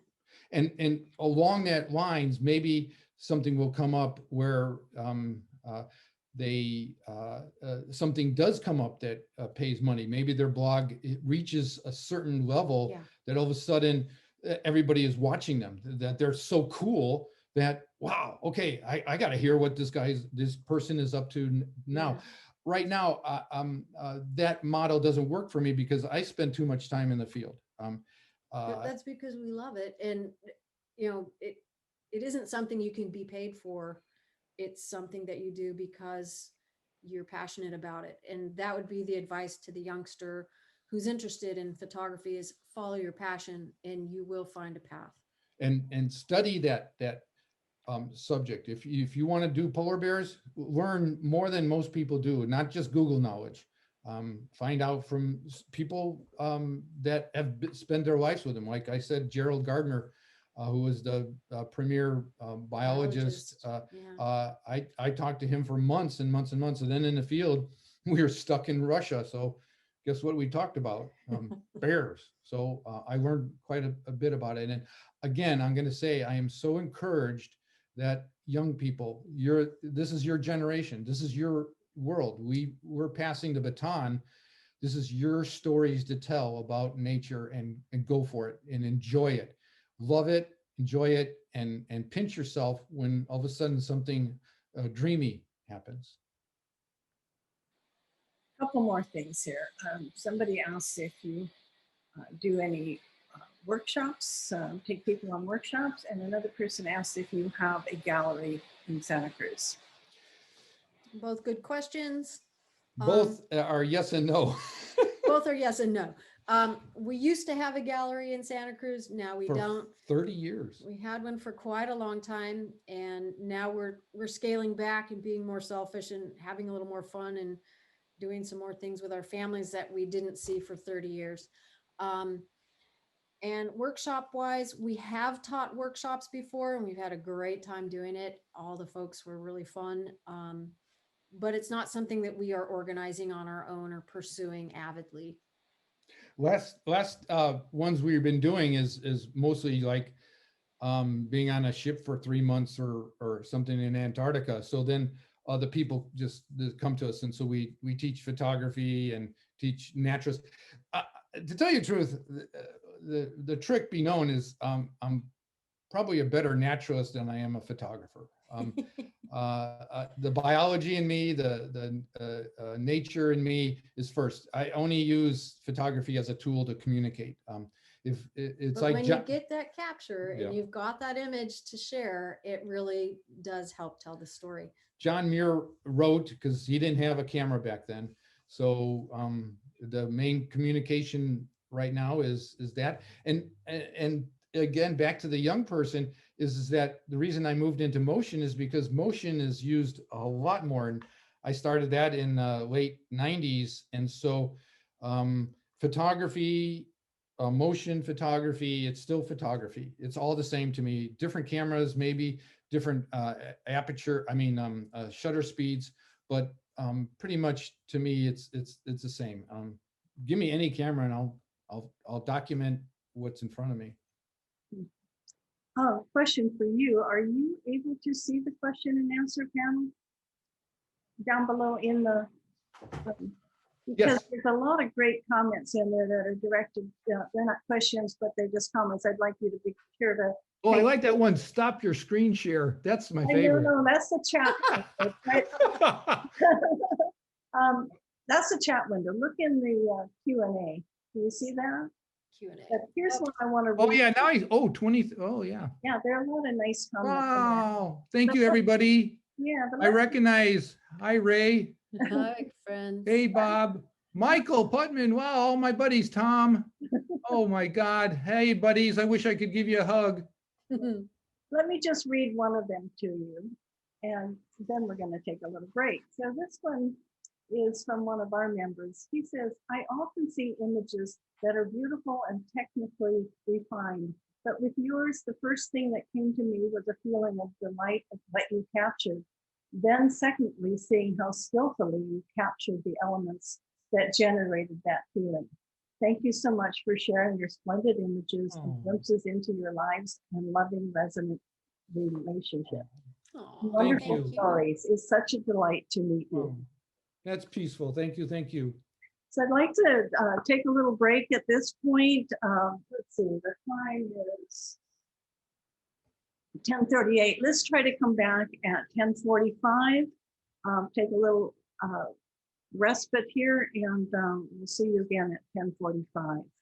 All thank right. you, I hope Colleen. you recorded this because I did it. I did. Yes, I did. I'm recording it. So Great. Okay. Thank you to all my friends and all my new friends with the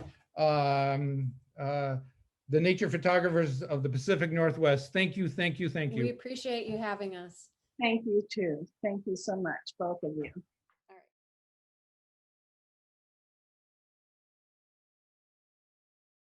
So I'd like to introduce you to Mary. Mary Pinion is our new vice president, and she took over my role at the last meeting in November. She was elected to be vice president, but of course we haven't had a chance to have a meeting since that point. So this is her first run at doing image competitions, and totally different than anything we've ever done before. So I'm going to turn the meeting over to Mary Pinion, our vice president. All right, thank you, Colleen. Can you all hear me okay? Good, wonderful. So, I'm very pleased to help present the results of our photo competitions. So before each meeting, we asked members to submit their images for the following categories: plant life, scenic, and wildlife. And members could submit up to 3 images, provided at least one was in the plant life category. Otherwise, submissions were limited to 2 images. So first, I want to start by recognizing and thanking our members who volunteered to be judges this time. We do ask for each meeting that we have volunteers to judge these images, and we were lucky enough to have a wonderful group this time. For the plant life category, that was judged by Alan Brooks, Jan Landis, and Mike Vandewalker. For the scenic category, it was judged by Pam Hoagland, Don Jacobson, and Marilyn Pitts. And for the wildlife category, that was judged by Duncan Foley, Dennis Plank, and Abbott Schindler. So I want to thank all of you for providing your time and your expertise for judging this meeting's submissions. So this year we completed the judging online. I mean, this is our first time doing an online meeting, and so we had to make some adjustments to the judging competition as well. So what we did was each judge was given access to the images in the competition that they volunteered to judge, and scoring was done blind, so there were no maker marks, and the judges recorded their scores on a spreadsheet, which was collated by Bruce Miller, who will be showing us these images today. Now, I do want to give Bruce kudos because he puts in a lot of work to make these competitions happen. And that includes getting the images ready for judging, calculating the overall scores from the judges' ratings, getting images ready to share with all of us today. So a special thank you to Bruce. So we're ready to, I want to talk a little bit about the scoring guidelines that we use. So Bruce, if you could share that on the screen. Perfect. So the scoring was done in the 65 to 99 point range, with scores of 66 to 99 indicating a solid image, 70 to 79 indicated a very strong image with good technical and image content, 80 to 89 was indicating an excellent image with unique content, strong design, and technical excellence. And scores of 90 and above indicated a superior image with no faults and outstanding impact. We did follow the rule of the limited hand of man because this is a nature photography competition. So I believe we're ready now to look at some of the images. So first we'll look at all the submissions for the category, then I'll announce the scores for each, and I'll announce the scores for each one as they come up. And then we'll go back and see the top images, ask the maker to talk a little bit about the image, and then have Kennan and Karen comment on it as well. So we'll start with the plant life category first. So we had 71 images that were judged, and I'll read out the scores as the images come. Okay, 67.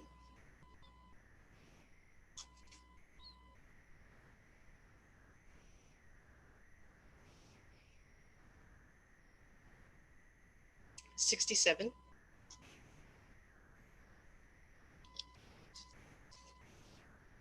84.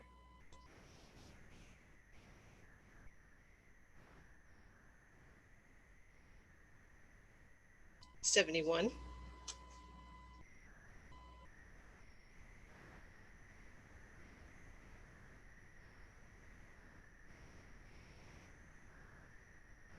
81.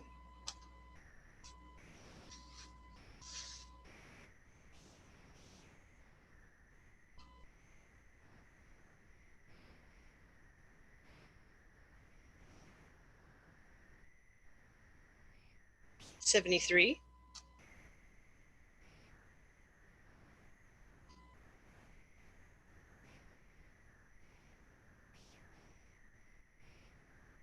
80.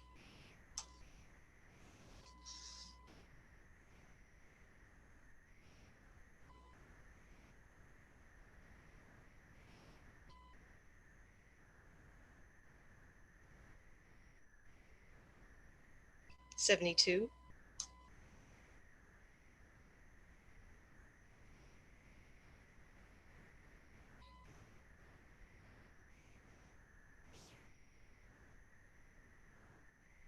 67.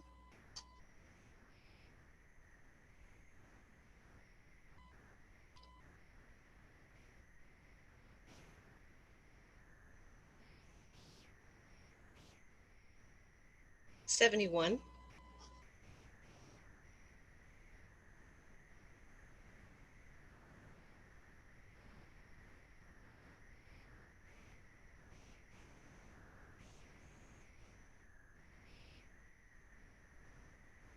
75.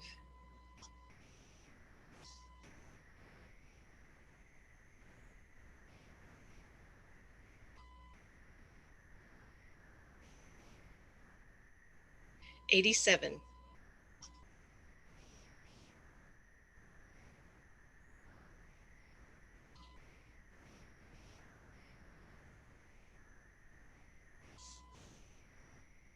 79.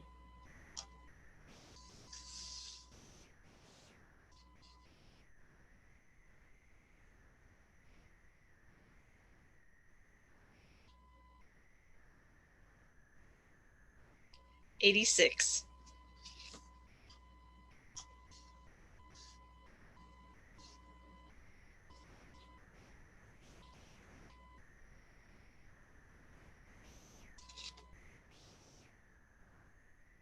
70.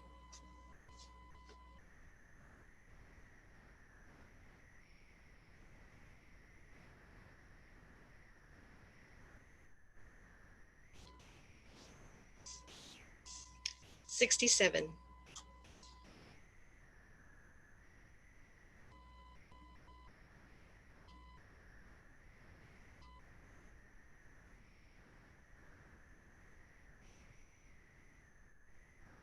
70.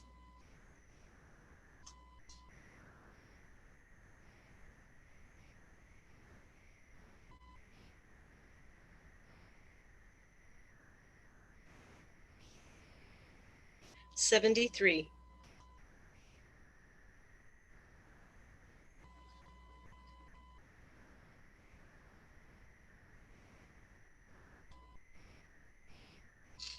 74.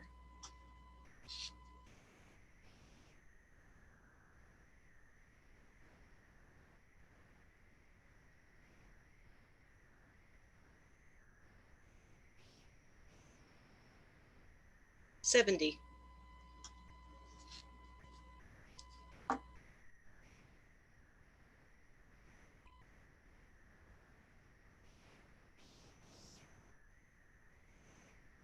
74. 74.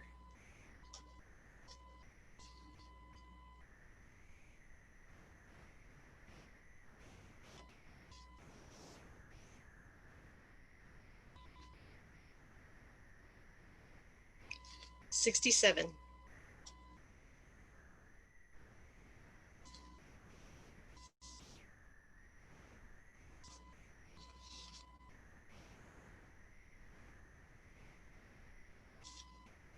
77,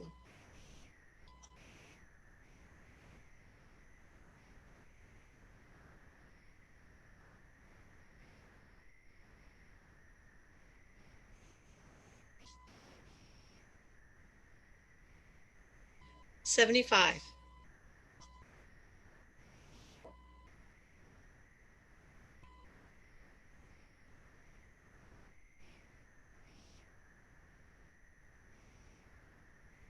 76,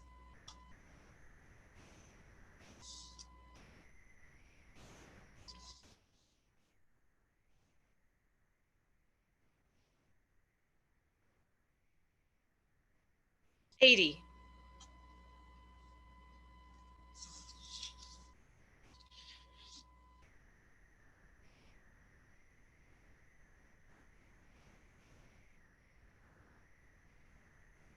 77,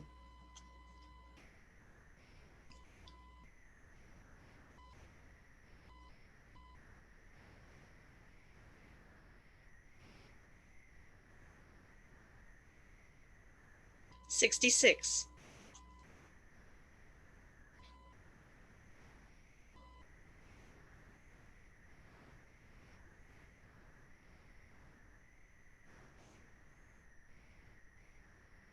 76,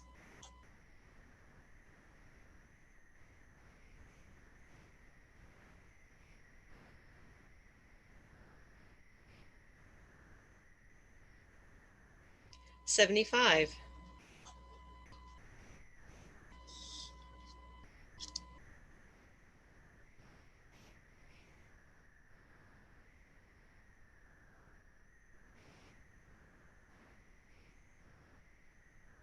76,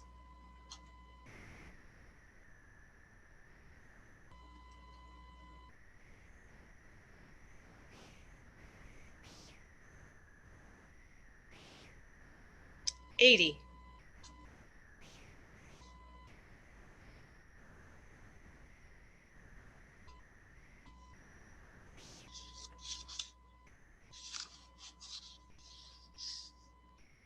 77,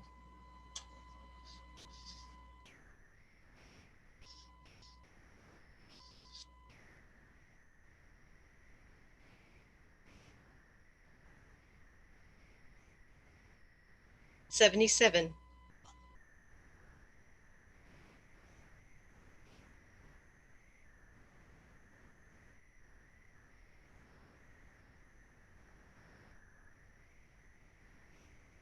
68,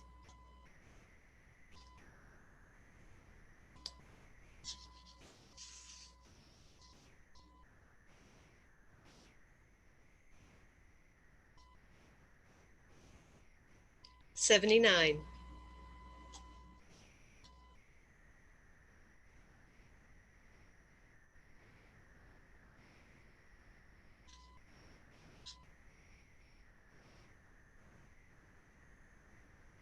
79,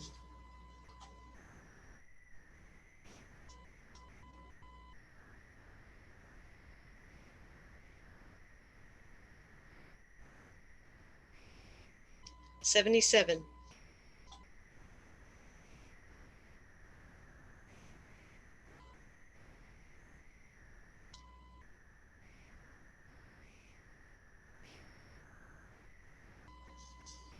69,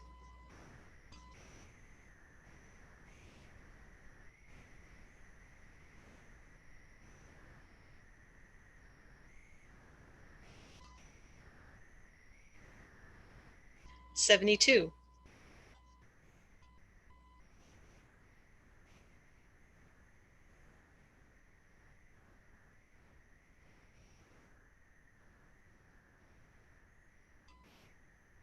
82,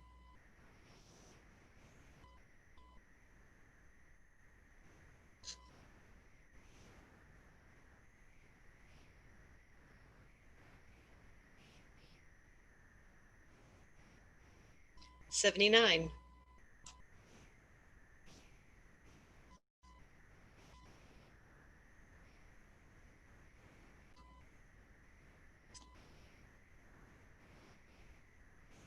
74,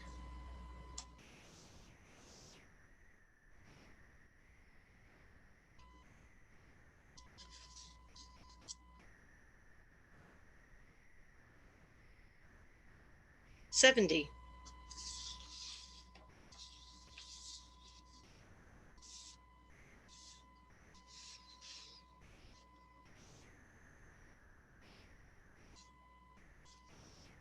74,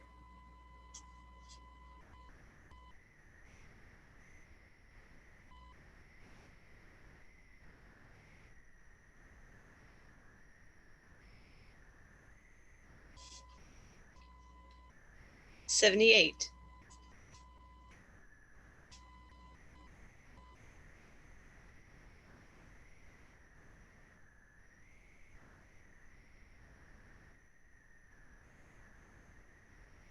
76,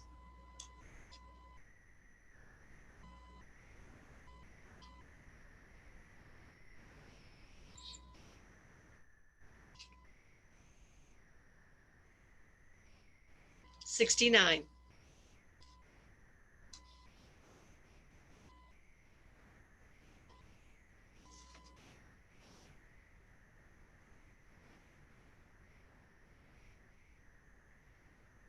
76,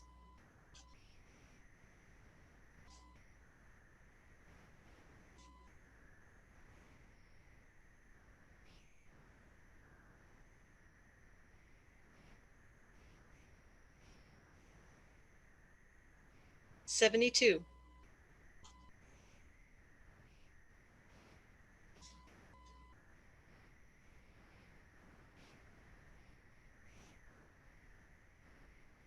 71,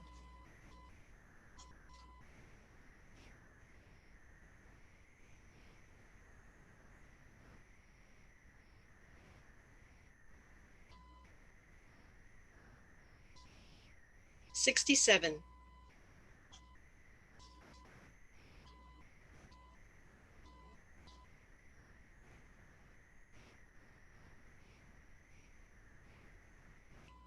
74,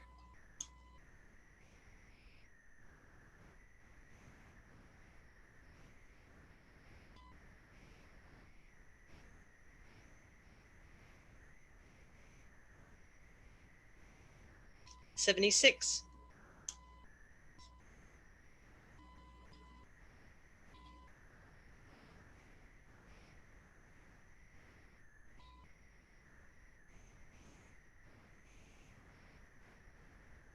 70,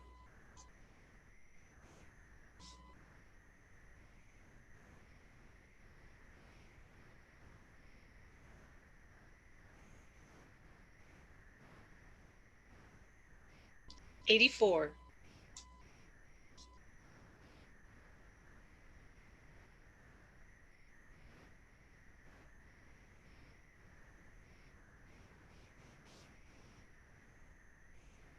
75,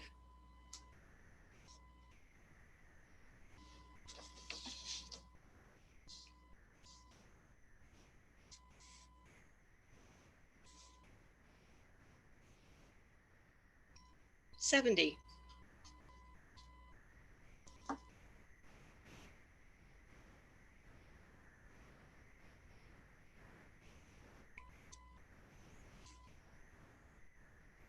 75,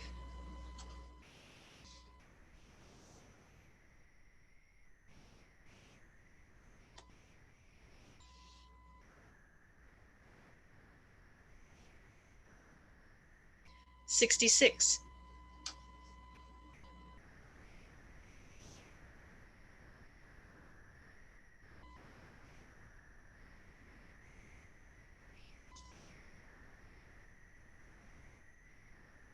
69,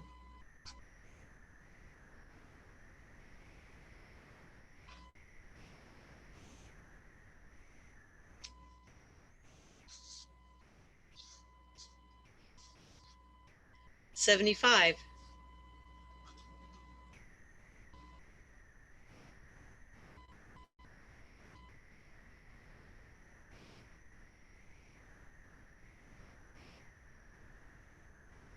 71,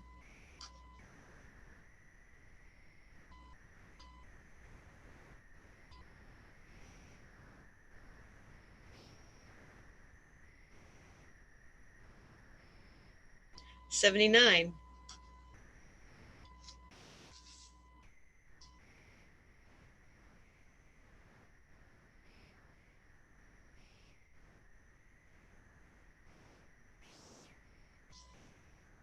80,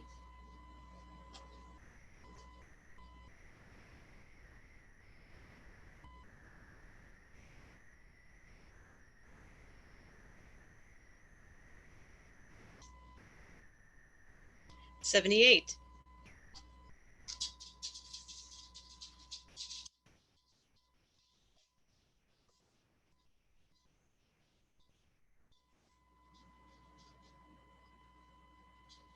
68,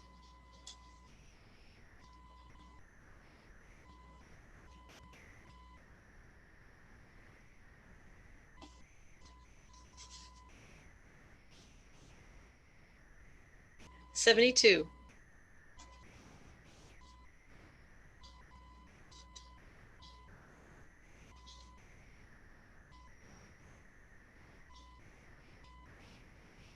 74,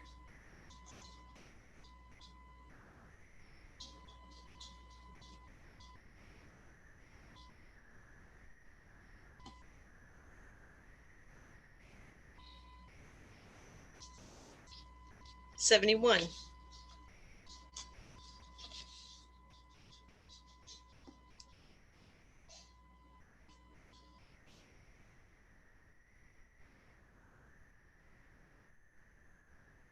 74.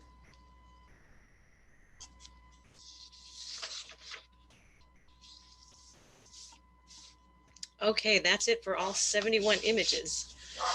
Now we're going to see the top scoring images for plant life, and I will ask that the maker include a comment about their picture, and then ask Kennan and Karen to add their thoughts as well. So Bruce, if you could show the plant life images now.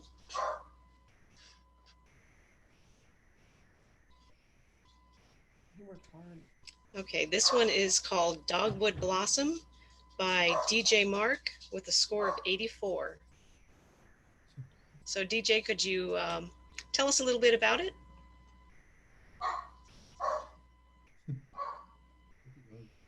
Can you hear me? Yes. I took this early one morning in my backyard.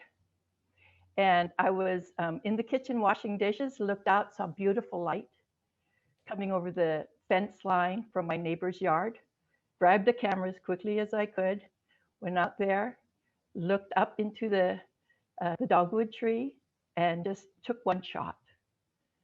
And I did it because the light was so gorgeous. Pretty simple.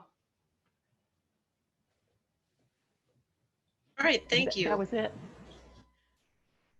Thank you, DJ. Kennan and Karen, do you have any comments? That was beautiful. Love the depth of field. Love the color weeding into it. I always say that you have to lead somebody in like you're reading a book. So going from left to right, I read right into it. On the bottom, the composition is gorgeous. Again, applaud. I'd love to have this photograph of my own. And the light, like you said, is gorgeous. And I'm very proud of you for doing this in your backyard and finding magic right there. It's beautifully done. Okay, and the next image is Calla Lily in Twirl by Sandy Watt with a score of 84. Sandy, do you have something to share about your image? Sure. I took this in my garden. This is an image that I used in a twirl effect with the same flower. And I just added the calla lily back into it after I had created the background. Hey, thank you. Kennan and Karen? Very imaginative and very focusing. Again, coming in, you're leading us into the photograph. You give us a sense of leading into the subject, enhancing the subject. If you're literature, you'd say that you added the right adjectives and the right adverbs to that subject. And I would call it your cosmic calla lily. It's just beautifully done and very creative. Thank you. All right, thank you. The next image is California Poppy Tree Flower by Sandy Watt with a score of 86. Sandy. So this image I took with my camera phone on a walk around the neighborhood. I had never seen this flower or this little tree before, and I was just taken by surprise with its simple beauty. So I learned a new technique of creating the background and then embedding the image into it and then painting that image to come back through the background. So this is my first attempt at creating my own textured background and adding the flower to create a more simple image. All right, thank you. Kennan and Karen, any comments? Right away, the texture that you pulled off with the leaves and the petals of the flower are just, it's very ethereal and very beautiful. I think if you're doing this on your little side yard walks, you're doing really great creative work. And iPhones, I was just talking to somebody, it's unbelievable. The 11 and on is great. The texture reminds us of something very simple. It reminds us of our Thanksgiving dining room table. It brings out some hope in us and some feelings of stuff that we hold dear. And so what you did is you kind of gave us something that we're familiar with, but yet on something unsuspecting. So I think you're working that subject real well. I think what I would do with this one is I would crop it differently because it's a little too heavy centered, a little bit. So I would bring it up on the bottom or from the side, or maybe even tilt it a little bit in your next printing of it. All right, thank you. And our top scoring image is Nature's Beauty by Etsuko Detlefsen with a score of 87. Etsuko, can you give us a description about your image?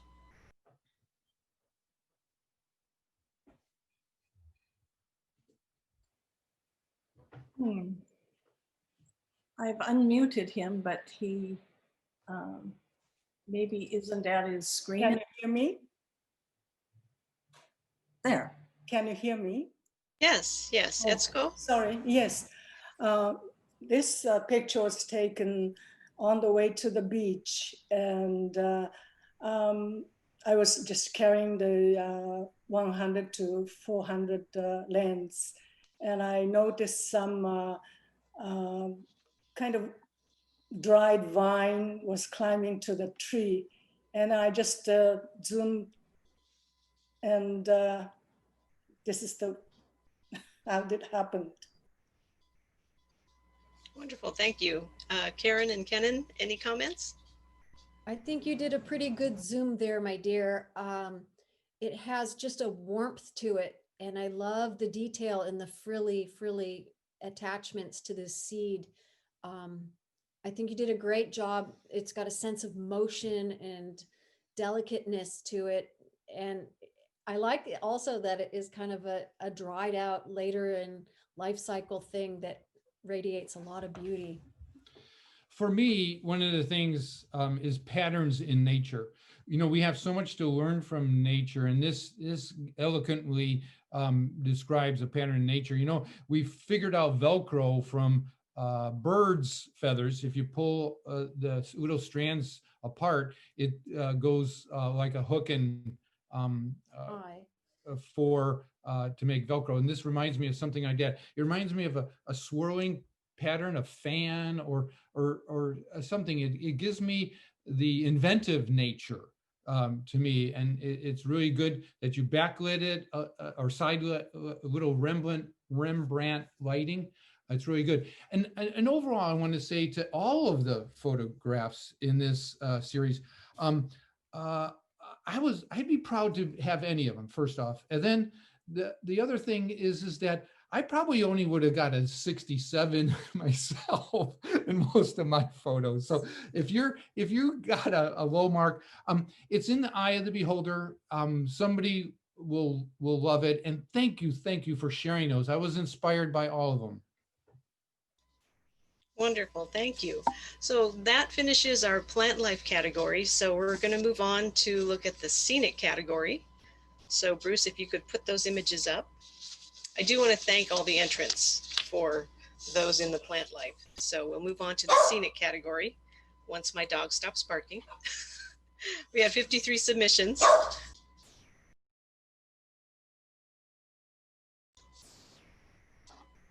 $75.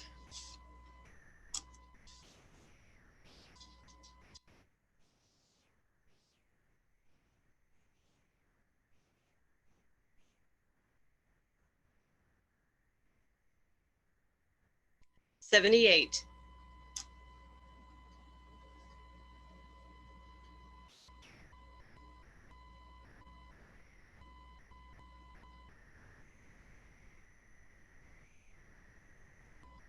$69.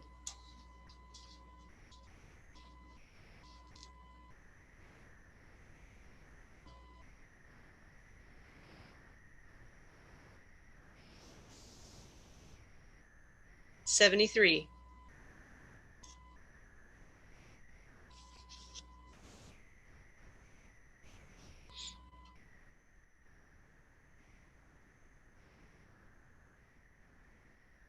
$69.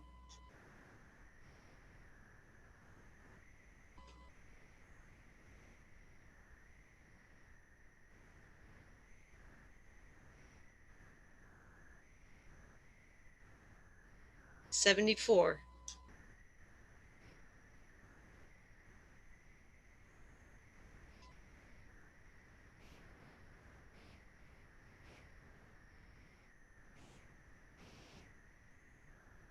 $70.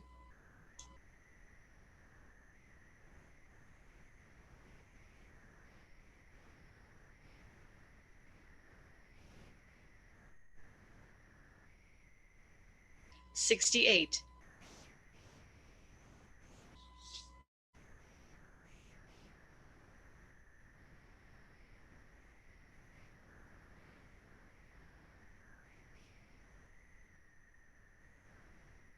$72.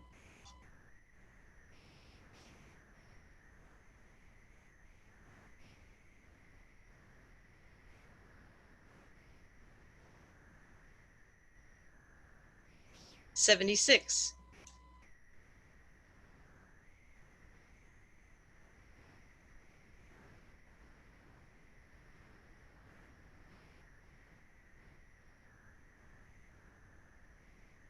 $68.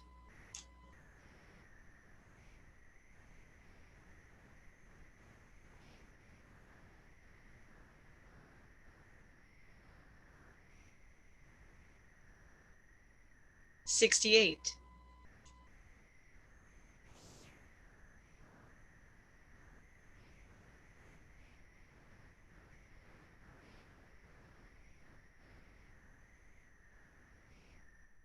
$70.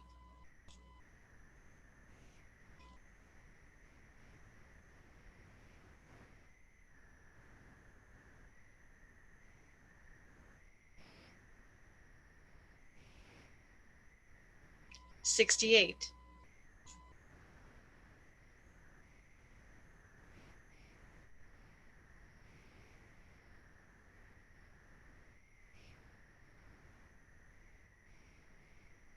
71,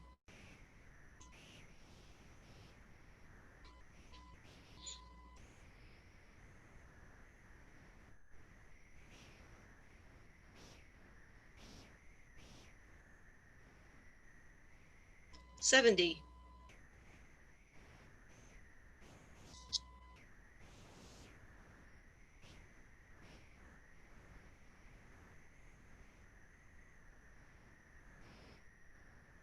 68,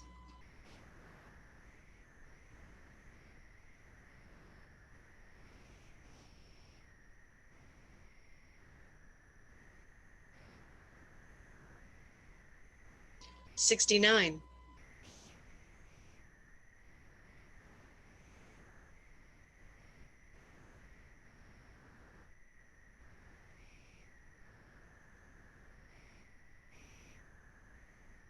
80,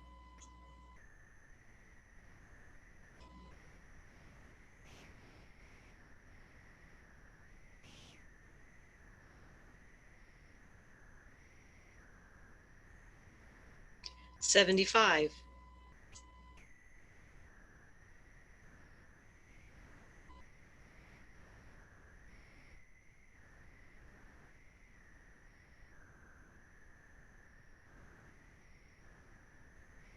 78,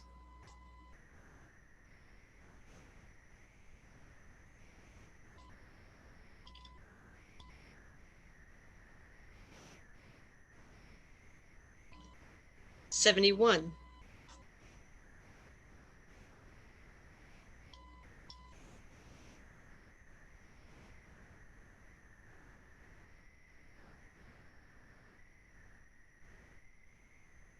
69,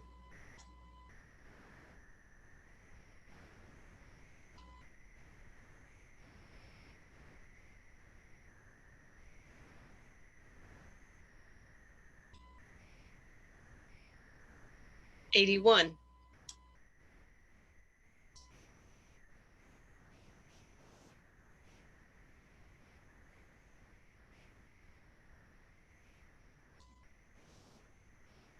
68,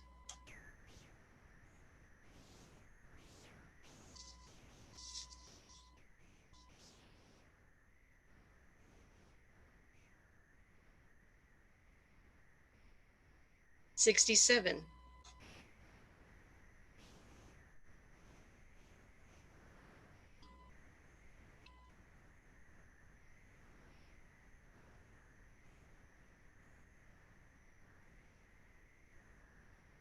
74,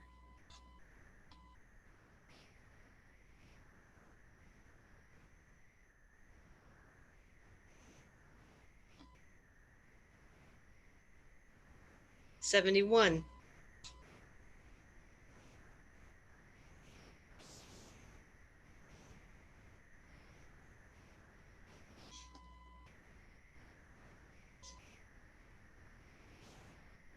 76,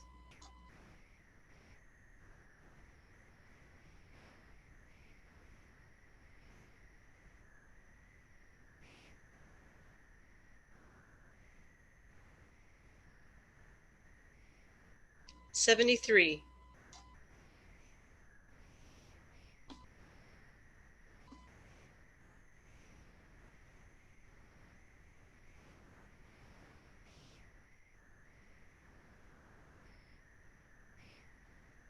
72,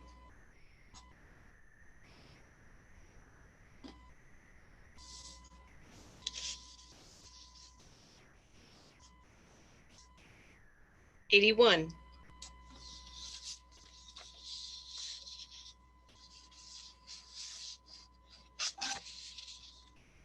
76,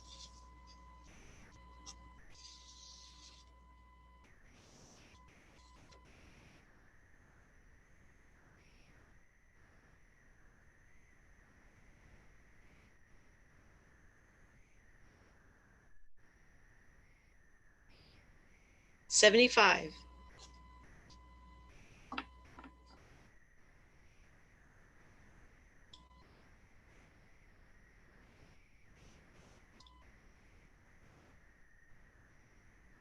78, 70.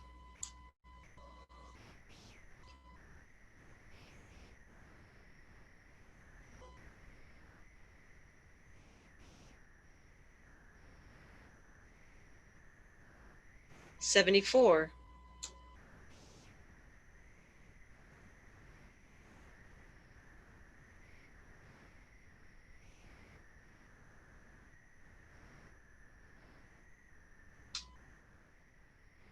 71.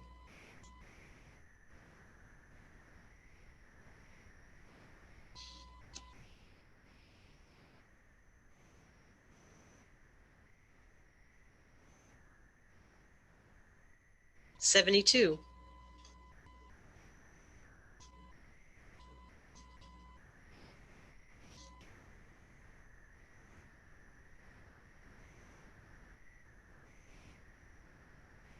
80.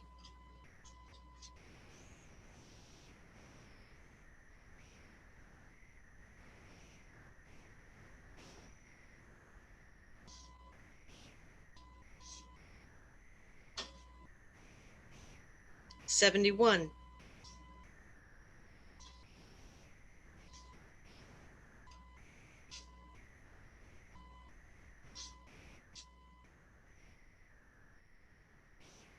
74.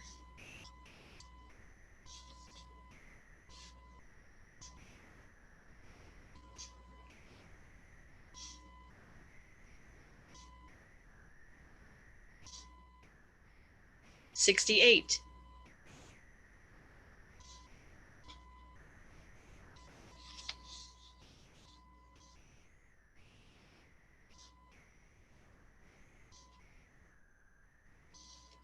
69.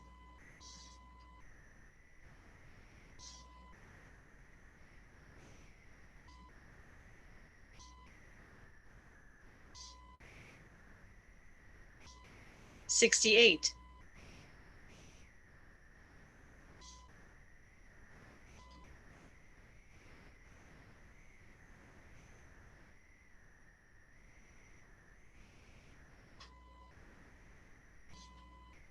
67.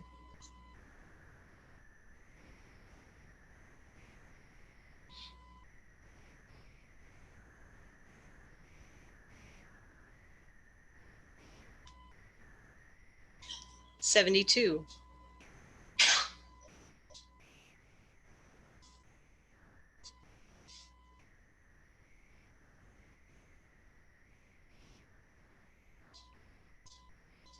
69.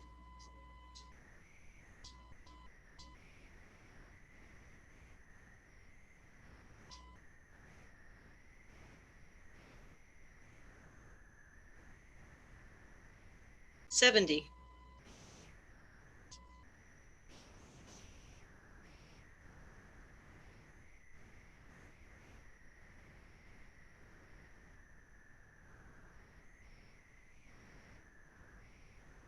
72.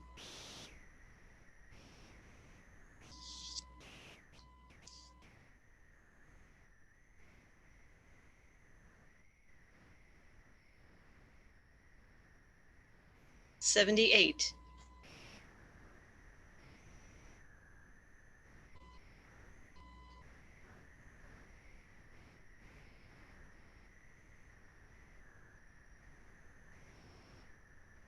75.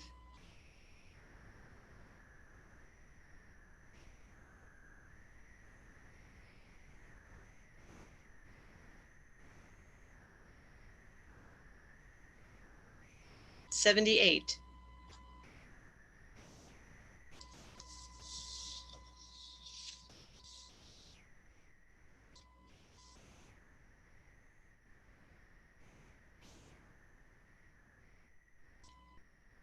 76.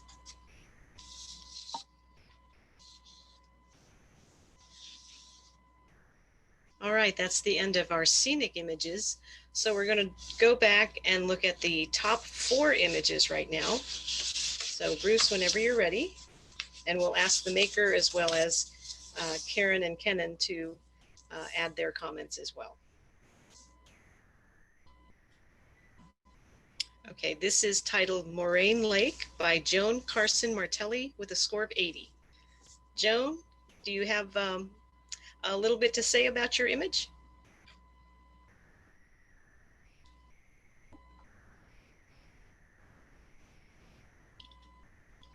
Can you hear me?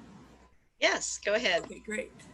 So this is, one of those iconic spots that have been photographed about 1,000,000 times, but it changes every time you see it. And this morning we went up there and it was really heavily overcast, and just sort of set up my tripod and waited for the clouds to shift, and probably took about 100 photos, and this one was my favorite.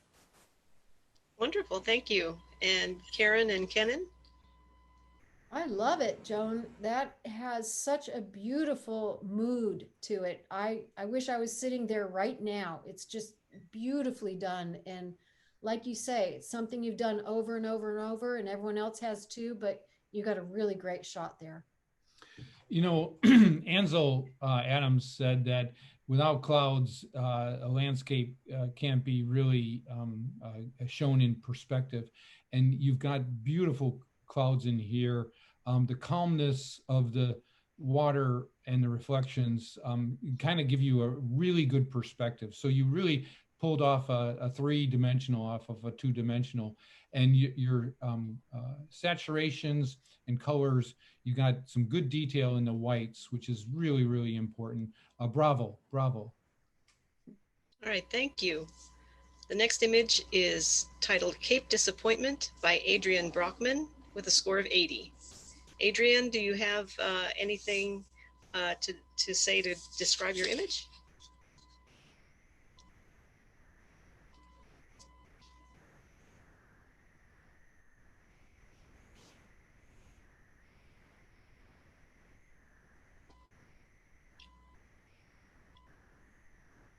Is Adrienne here? Okay, can you hear me now? Yes, wonderful. Oh, okay. It was taken at Cape Disappointment, and of course it's you might call it a lucky image because it is dependent on the weather and on the tides and the frequency of the waves. And I might add that somebody said to me, well, they would like it in color. However, it was taken in color, and I did not convert it to black and white. It's just the way the light was. I like the image because of the power and the drama involved in it. Wonderful, thank you. Kennan and Karen, any comments? Well, there's no disappointment in this Cape shot. And timing is everything. And you timed it good, and the water is coming in many directions. So often nature is not so colorful. Sometimes it is black and white. And black and white gives you a little bit more your audience to give imagination to. We can put ourselves there. And I just love it overall. Beautiful, beautiful. And I can feel the drama and the power of those waves and that water splashing up like that. It's just very beautiful. I'd love to witness that and feel the earth shake and be there with you when you took this. You did a great job. You should be very happy with it. All right, thank you. Our next image is titled Eagle Rock by Rich Morocco with a score of 81. Rich, are you here? Mary, it looks like Rich didn't make it to the meeting today. He registered, but he's not present. Okay. Well, even though Rich isn't here, I welcome comments from Kennan and Karen on the quality of this image. It's amazing. He put in quite a few subjects, which is helpful. You go from one tree to the other tree, and then you end up in the mountain range with a lot of color. It's probably vivid. I might have toned it down a little bit vividly, but that said, it has the drama, it has the presence, and so it's a beautiful, beautiful image. He should be very, very proud of it. Yeah, and I would say that since I love rocks, seeing the lichen-covered rocks in the foreground and the snow-covered peaks in the back, highlighted by that fiery sky. It's the drama of it is very, very dramatic, and he can be very proud of his work. All right, thank you. And the fourth image is Oregon Coastal Sunset by John Preston with a score of 81. John, do you have a little bit to say about your image? Well, since I just got a notice to unmute, am I unmuted now? Yes, you are. Go ahead. Yes, Oregon Coastal Sunset on a trip with our daughter and son-in-law. And I liked the sunset. I was up on the ridge or by the highway there, and I saw her down here. I saw, hey, that's great. The leading lines of this thing, that's that title of suds that you get. So that's what's in the foreground here, and it leads you right into it. So I really like this picture. Only one I liked better was the one my daughter took. Oh. She got down closer to it, and it really made a difference. Closer, I mean, she splayed her tripod clear out and got down on her belly so that she had really a little better foreground, I thought. All right, thank you. Kennan and Karen, comments? I love how, again, you read in from left into the right. The highlighted stone closer to the shoreline gives you a pause, and then you can then maneuver through the photograph a little bit better. I did catch your tripod leg there, so I'm going to give you a little critique there. You might want to try and crop that out by moving the photo a little bit, or putting in a little graduated density in there to move that from your frame. But other than that, I'd be proud to have that. It's a beautiful image, and what a great sunset night. Lucky to be there and have that memory, especially with your family. And it's a beautiful spot. People photograph those beautiful rock stacks quite frequently, but it is stunning, and it's a great subject, and you pulled it off really well. I would be proud of it. All right, thank you. That concludes the scenic category. Wildlife, these are the wildlife submissions. We had 93 wonderful images. 73.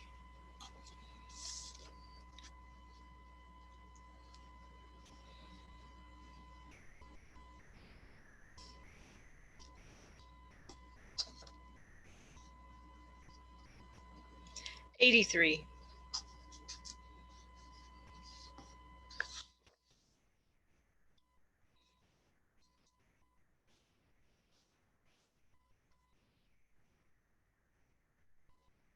70.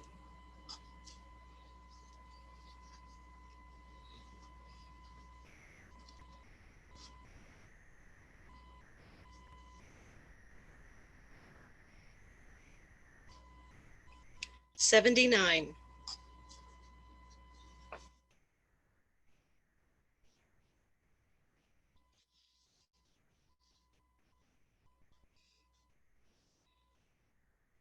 71.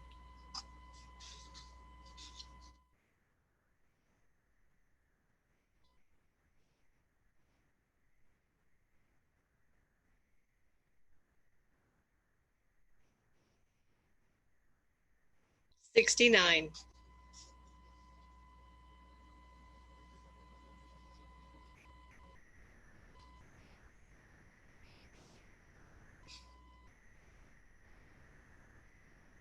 69.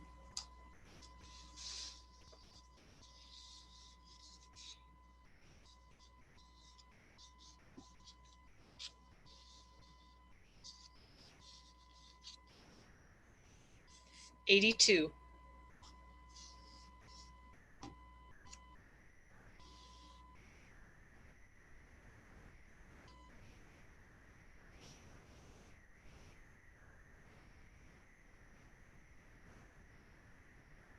82.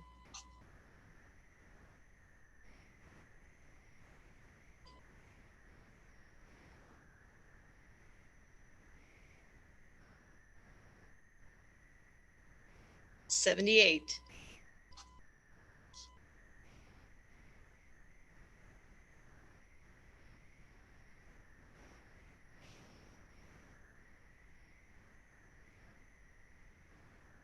78.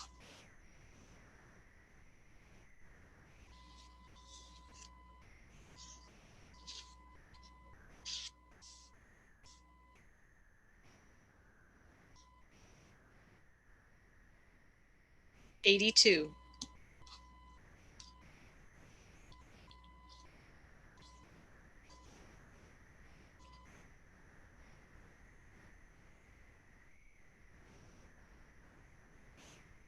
70.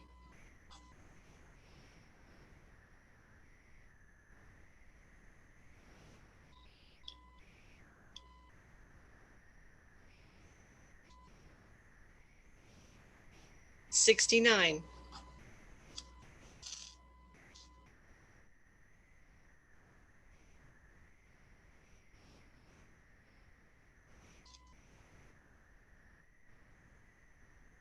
83.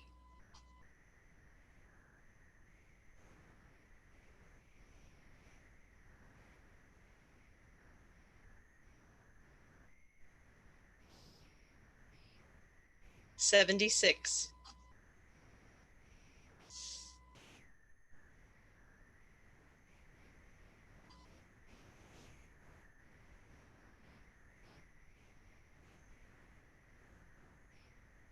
81.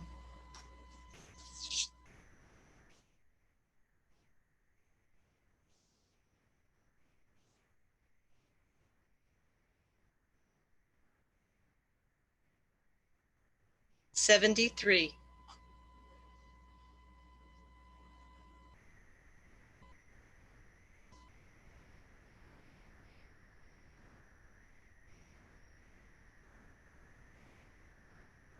78.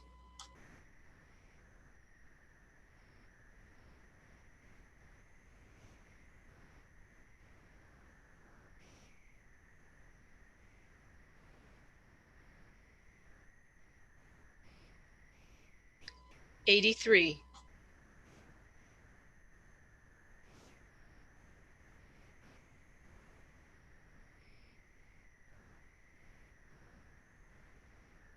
72.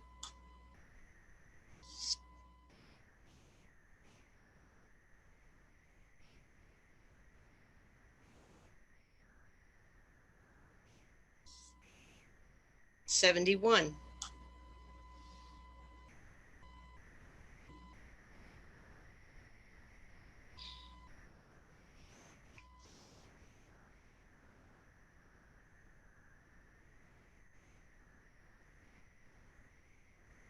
69.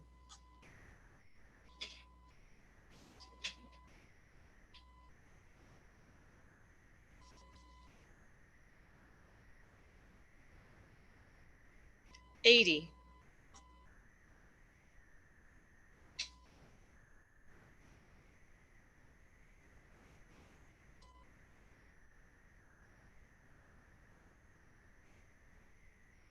77.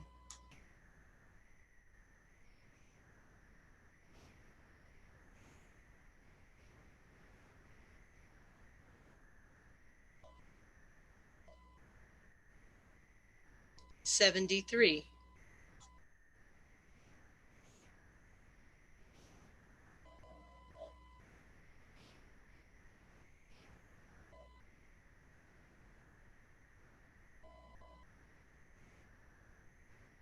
87.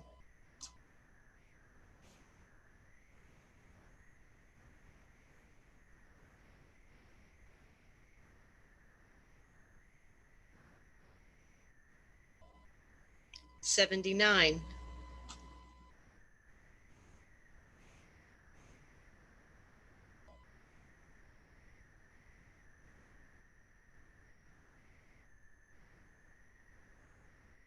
81. 82.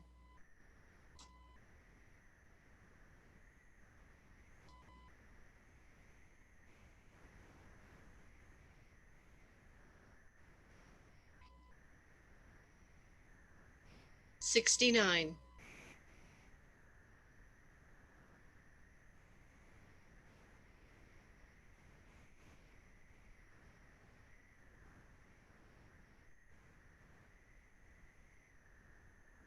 76,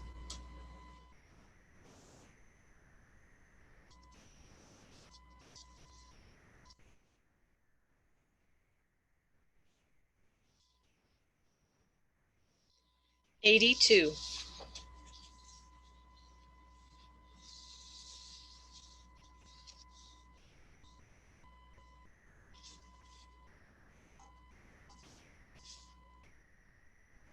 86,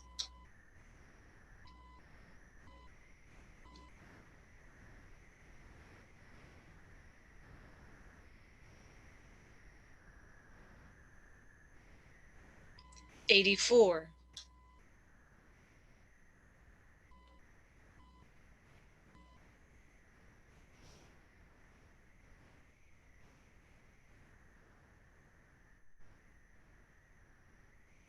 76,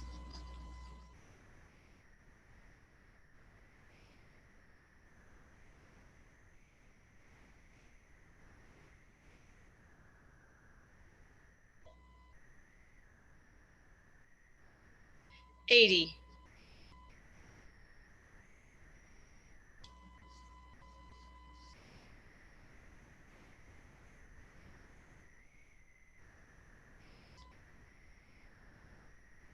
81,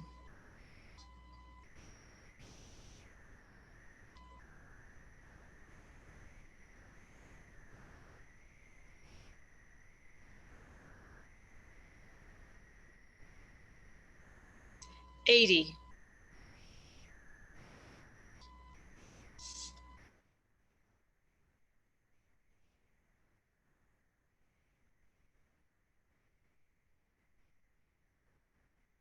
76,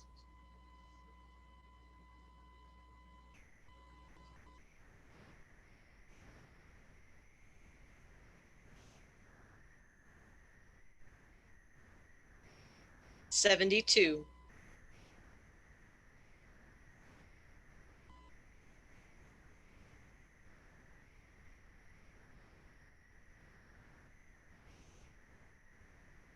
80,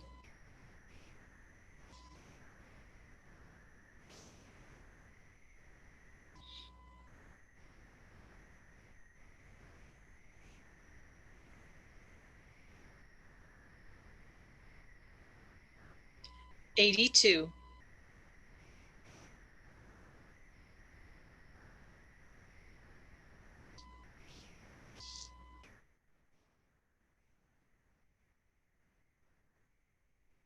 85,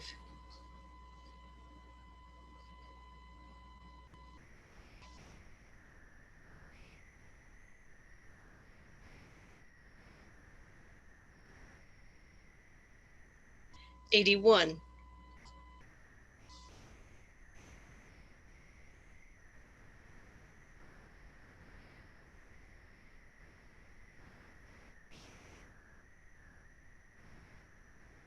83,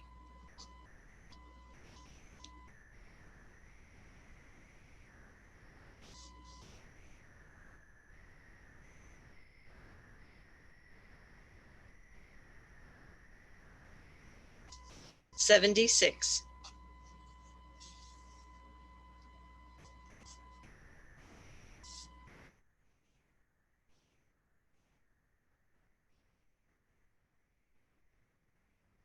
81,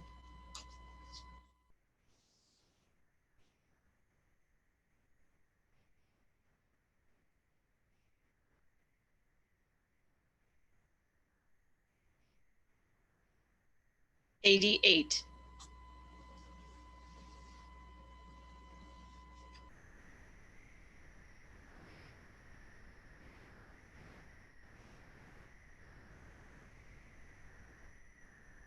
78,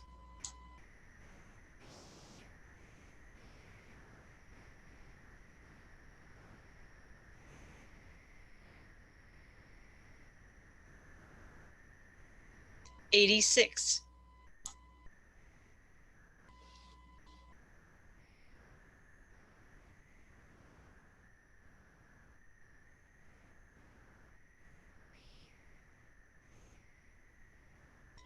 86,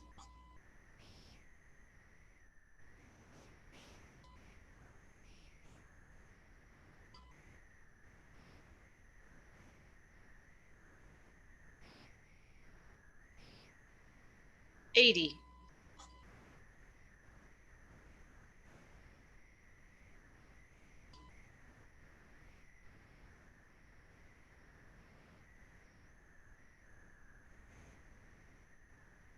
78,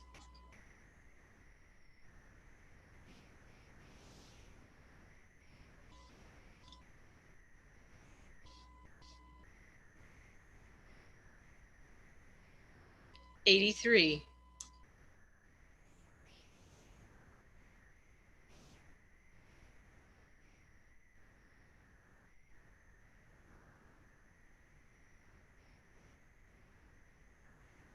77,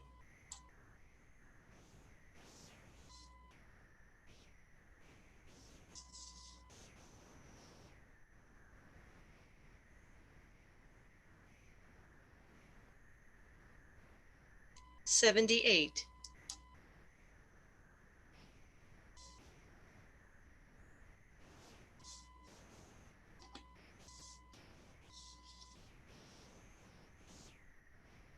85,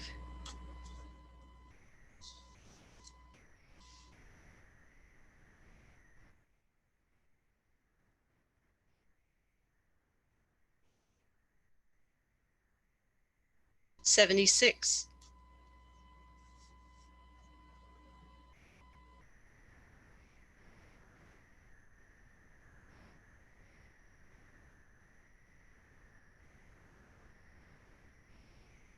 75,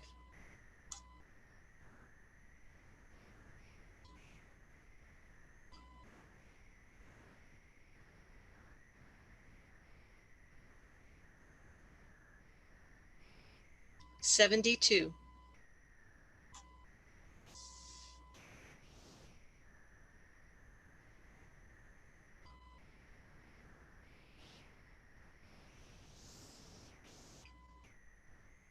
77,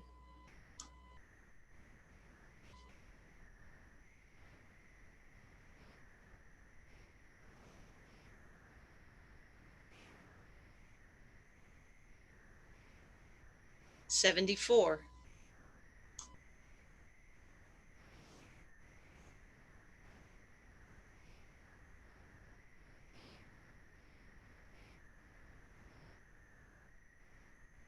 74,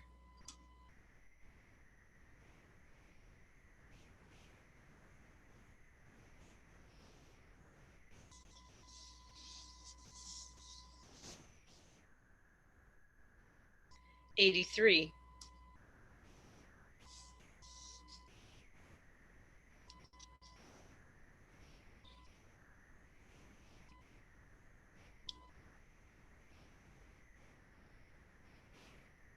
75,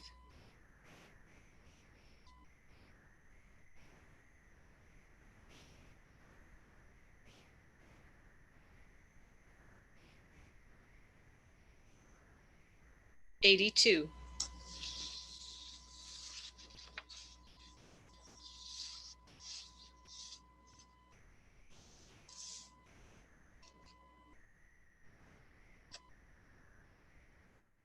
87,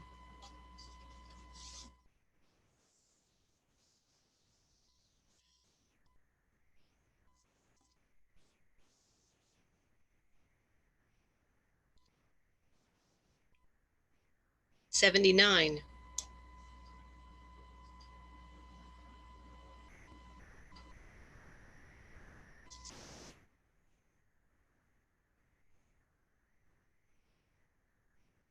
77, 78,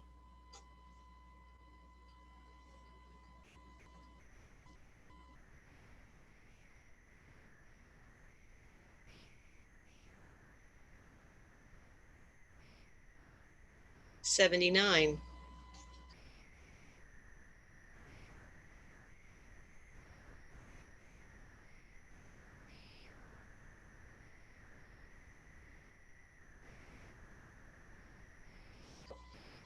80,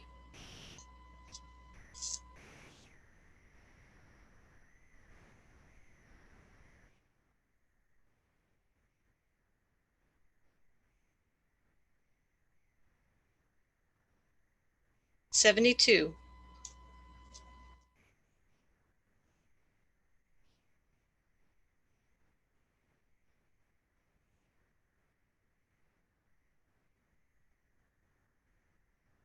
74,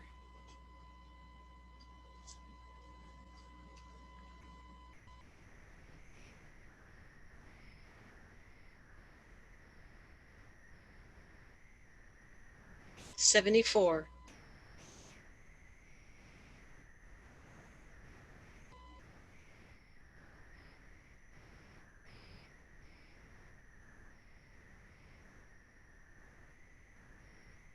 79,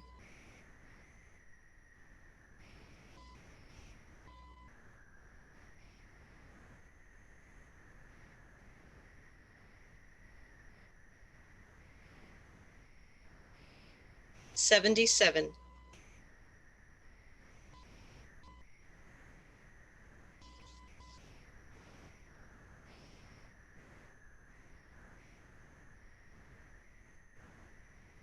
74,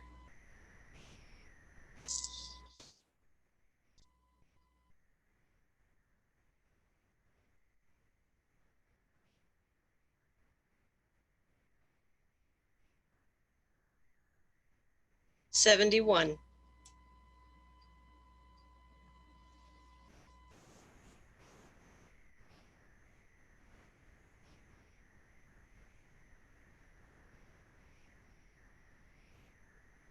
73,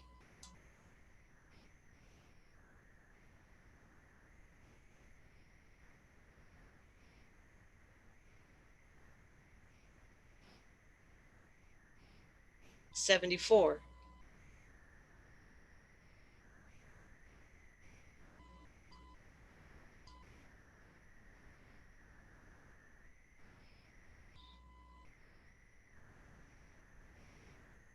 77,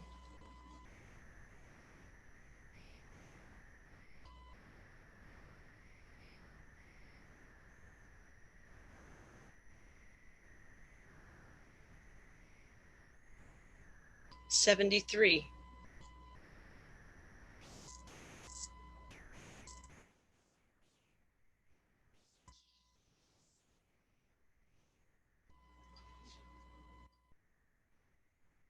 79,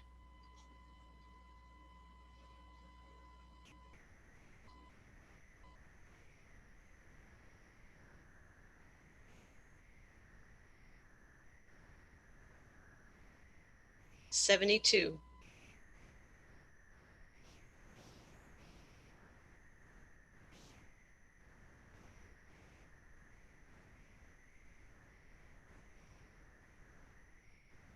72,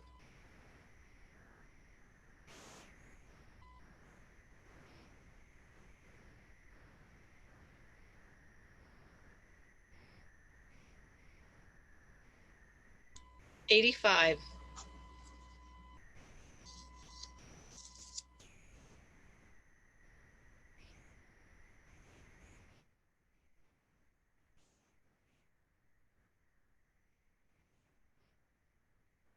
70,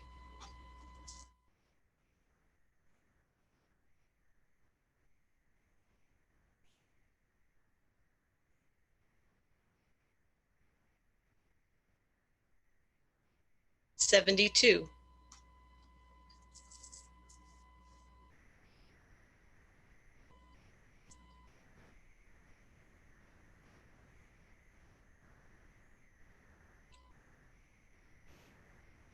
78, 80,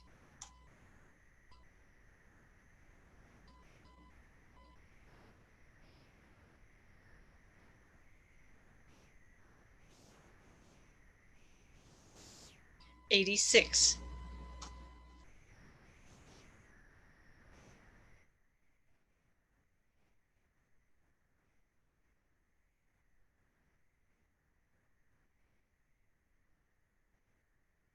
78.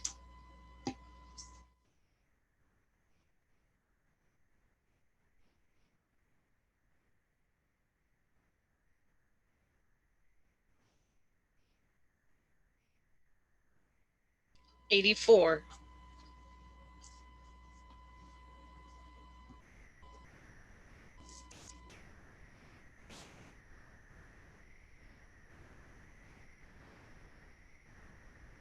87.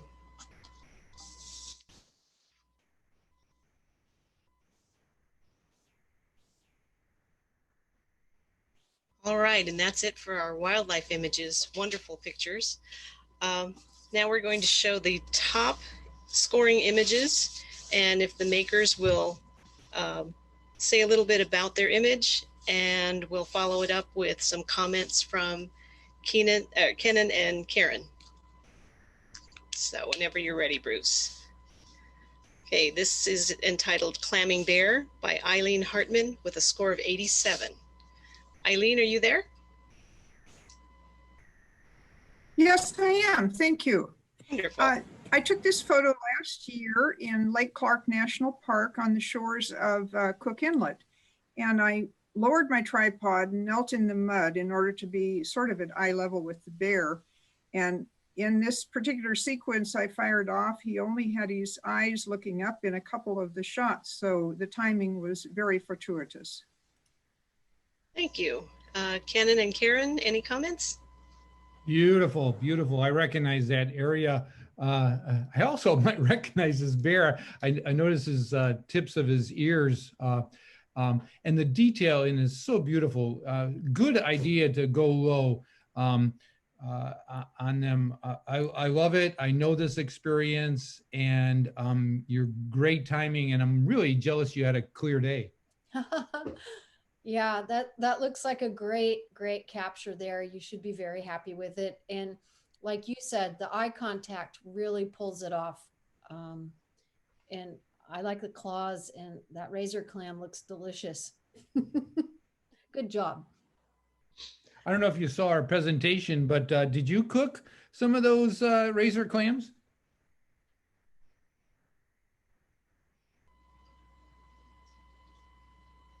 She's been muted again. I think she's muted. Okay, great. Okay. Beautiful All image. right. Thank you. Good job. The next image is Sandhill Crane in Snow. The maker is Jan Eckloff with a score of 87. Jan? Yeah, this was taken last March, and we just happened to have a light snow shower, so I got my camera gear and ran over to a Frenchman's Bar near Vancouver Lake, Washington, and they were a bunch of the sandhills close in the cornfield to the road, so I just kept snapping away and having to wipe off my camera gear because I kept getting wet, but it was worth it. I'll say. Thank you. Karen and Kennan? I'll say it was worth it. It's sometimes it's a dirty job, but very rewarding. The colors that you pulled off in this and the grace of the bird is captured so well, from the deep, beautiful tones in the sky to his little lacy feet moving through the stubble. You have a really nice image. It's a moment. We call it spumoni. It's like a sherbet ice cream. You got the light greens on the bottom, green, browns, and then a bluish top. It's just every aspect of it. You put it in the right corner. You got anticipation with the foot up. I'd put this one into the BBC Wildlife Photographer of the Year category. You'll probably get some good results with that. Congratulations. Bravo, bravo. Great, wonderful. The next one is titled Hummingbird at Rest. Oh, and it's by me with a score of 87. So thank you. I captured this at the Swan Island Dahlia farm and managed to, I was following this hummingbird for quite a while and managed to catch it when it was worn out from flying and was just sitting on one of the dahlias, and it just kept looking at me for quite a while. So I managed to snap quite a few pictures of it, and this one I think turned out to be the best one. Way to go, Mary. I love how you have the iridescence on its throat and the contrasting color of the flowers around it as well. This little bird looks quite happy in its little floral surroundings, and good for you to watch it and notice when they take their little break that they feed for a while and then they have to sit down and digest it. And you caught him in a great spot. That's very, very nice. This is actually romantic. I mean, this is something that you would give as a gift to somebody on a very special day. It just is just lovely. Everything about it is hopeful. And the way that it's looking back, its body turned one way and looking back into the photograph is all that sentence structure that we think about when we compose photographs. I think you thought about this more than you're giving yourself credit for. And there may be an intuitive eye to you, and congratulations on that. You trust your instinct, and you did here. Trust it again and again and again. All right, thank you. Our last image is entitled 300 Million Years and Still Perfect by Chaz Hillstad with a score of 88. Chaz, Hi. are you there? Yes, can you hear me? Yes. COVID limits my opportunities, but luckily our house abuts a very large pond in the middle of McMinnville, Oregon, which brings me about 65 bird species right to our back door. There are 3 otters actually out there right this moment feeding, and dragonflies. And this guy was 10 feet outside my front door, so you don't have to go far. Wonderful.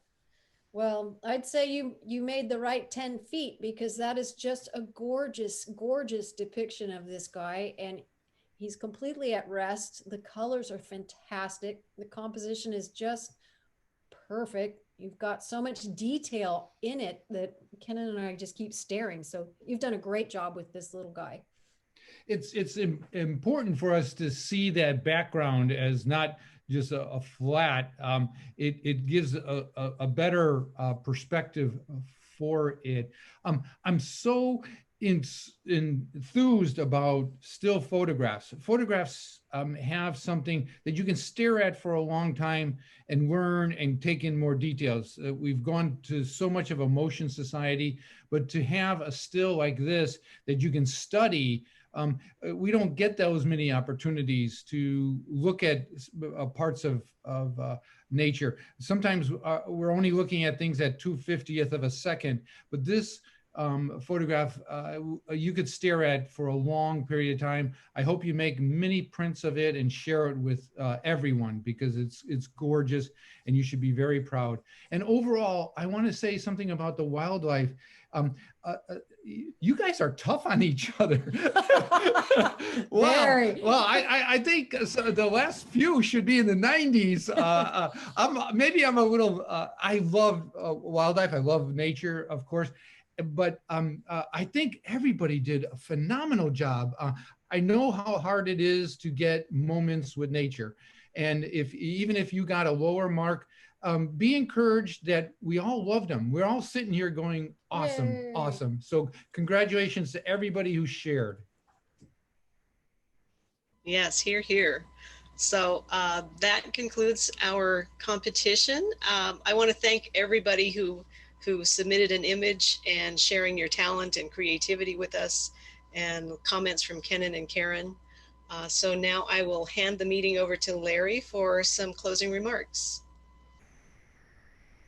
First, I want to thank, on behalf of all of us who participated, thank Kennan and Karen for taking us with them on their dreaming. And we hope that they have many, many more dreams ahead of them. And who knows, some of the nature photographers of the Pacific Northwest may actually bump into the wards on one of their dreams.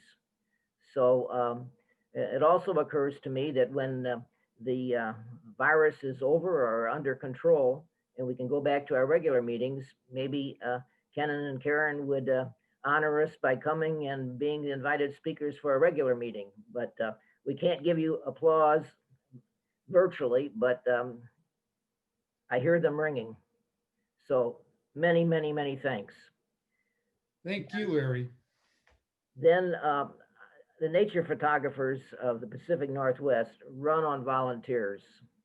And we have lots of volunteers, and some of them, few of them will thank now.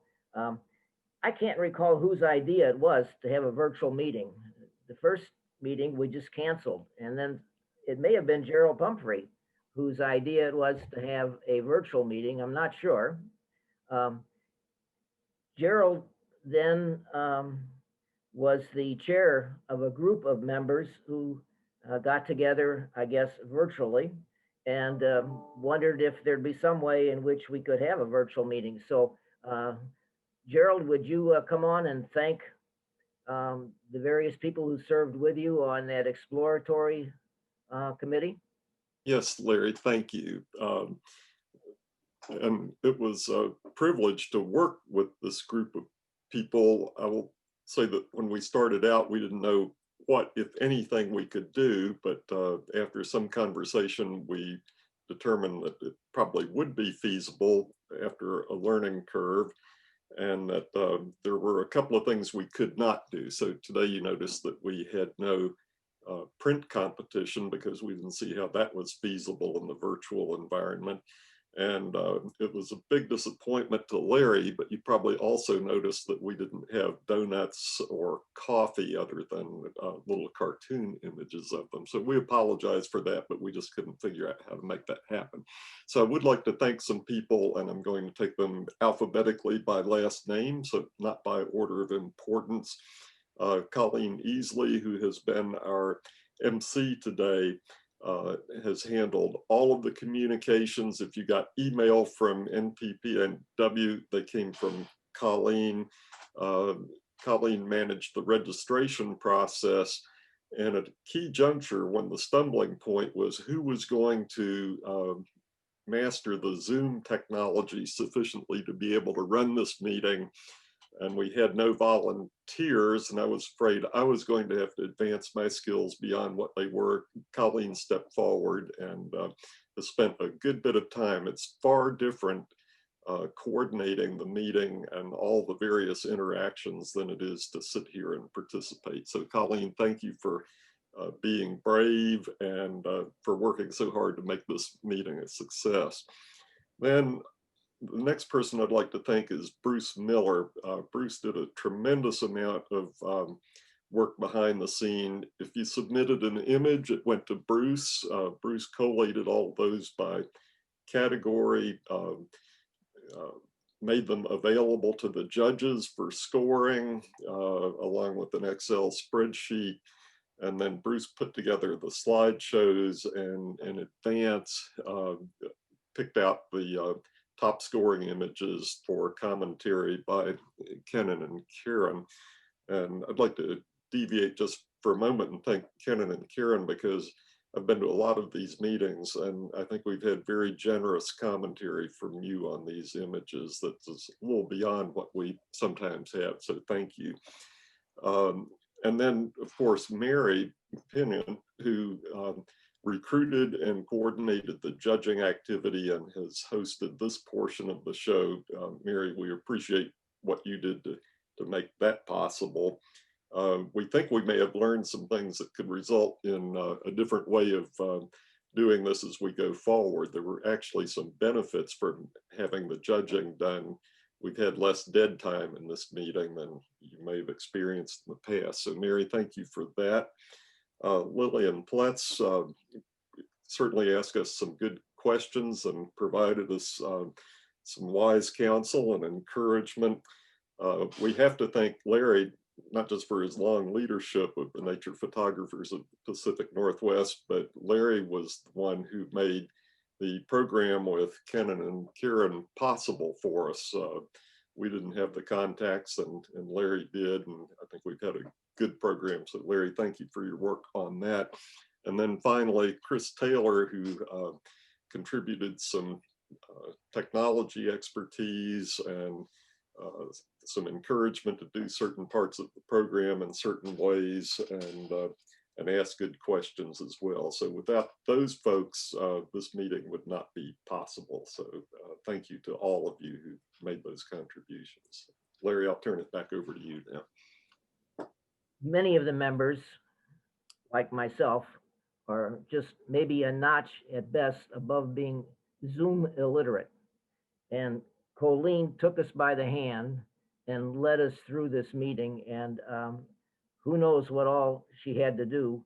Without her, we would have never had this meeting, I fear. So Colleen deserves a huge amount of credit and a huge amount of our gratitude for what she has done and what she continues to do. I have one announcement, that there are a number of people who regularly for our meetings show up by 3 p.m. on Friday evening before our Saturday meeting. And then we see the facility and we look and decide now where are we going to put the prints? Where are we going to put the coffee? Where are the pastries going? What about the various advanced camera? Where will they be cleaning sensors? And where are the light switches and how do we control this and how do we control that? And we take care of that in a couple of hours, and then we arrive very, very early on Saturday morning to get things going.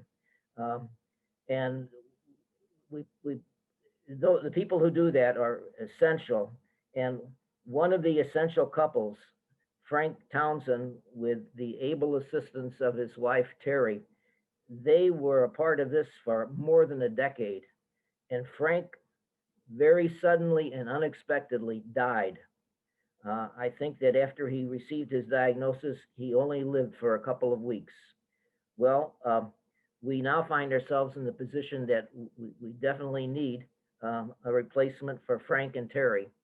So if you have the time, sure be appreciative if you would contact me and let me know that you would be interested in being a volunteer and serving. Frank was the treasurer for the organization, but that doesn't quite capture it in its entirety. It's essential that we have, I guess it's about 6 or 7 or 8 of us that arrive on Friday afternoon. And without those folks, we would not be able to have a regular meeting. So we do a very good job of getting volunteers, and volunteers make this group go, and we all get a great deal of enjoyment and learning from these get-togethers. So appreciate the opportunity to be with you this morning.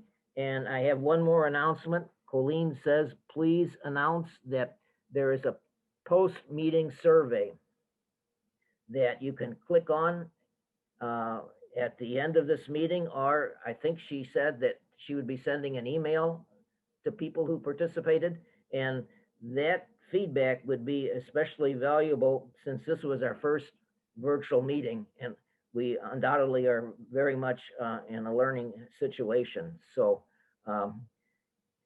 Colleen, do you have anything to add to that? Did I get that correct? Yeah, that's pretty good.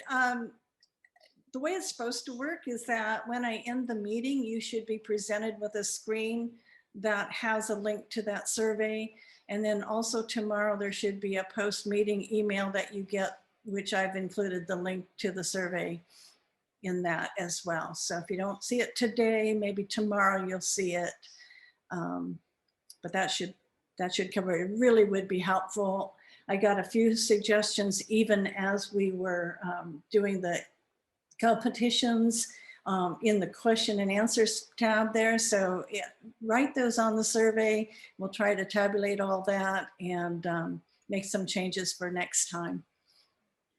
Our participants are an aged group. I suspect that people 65 and older are in the majority.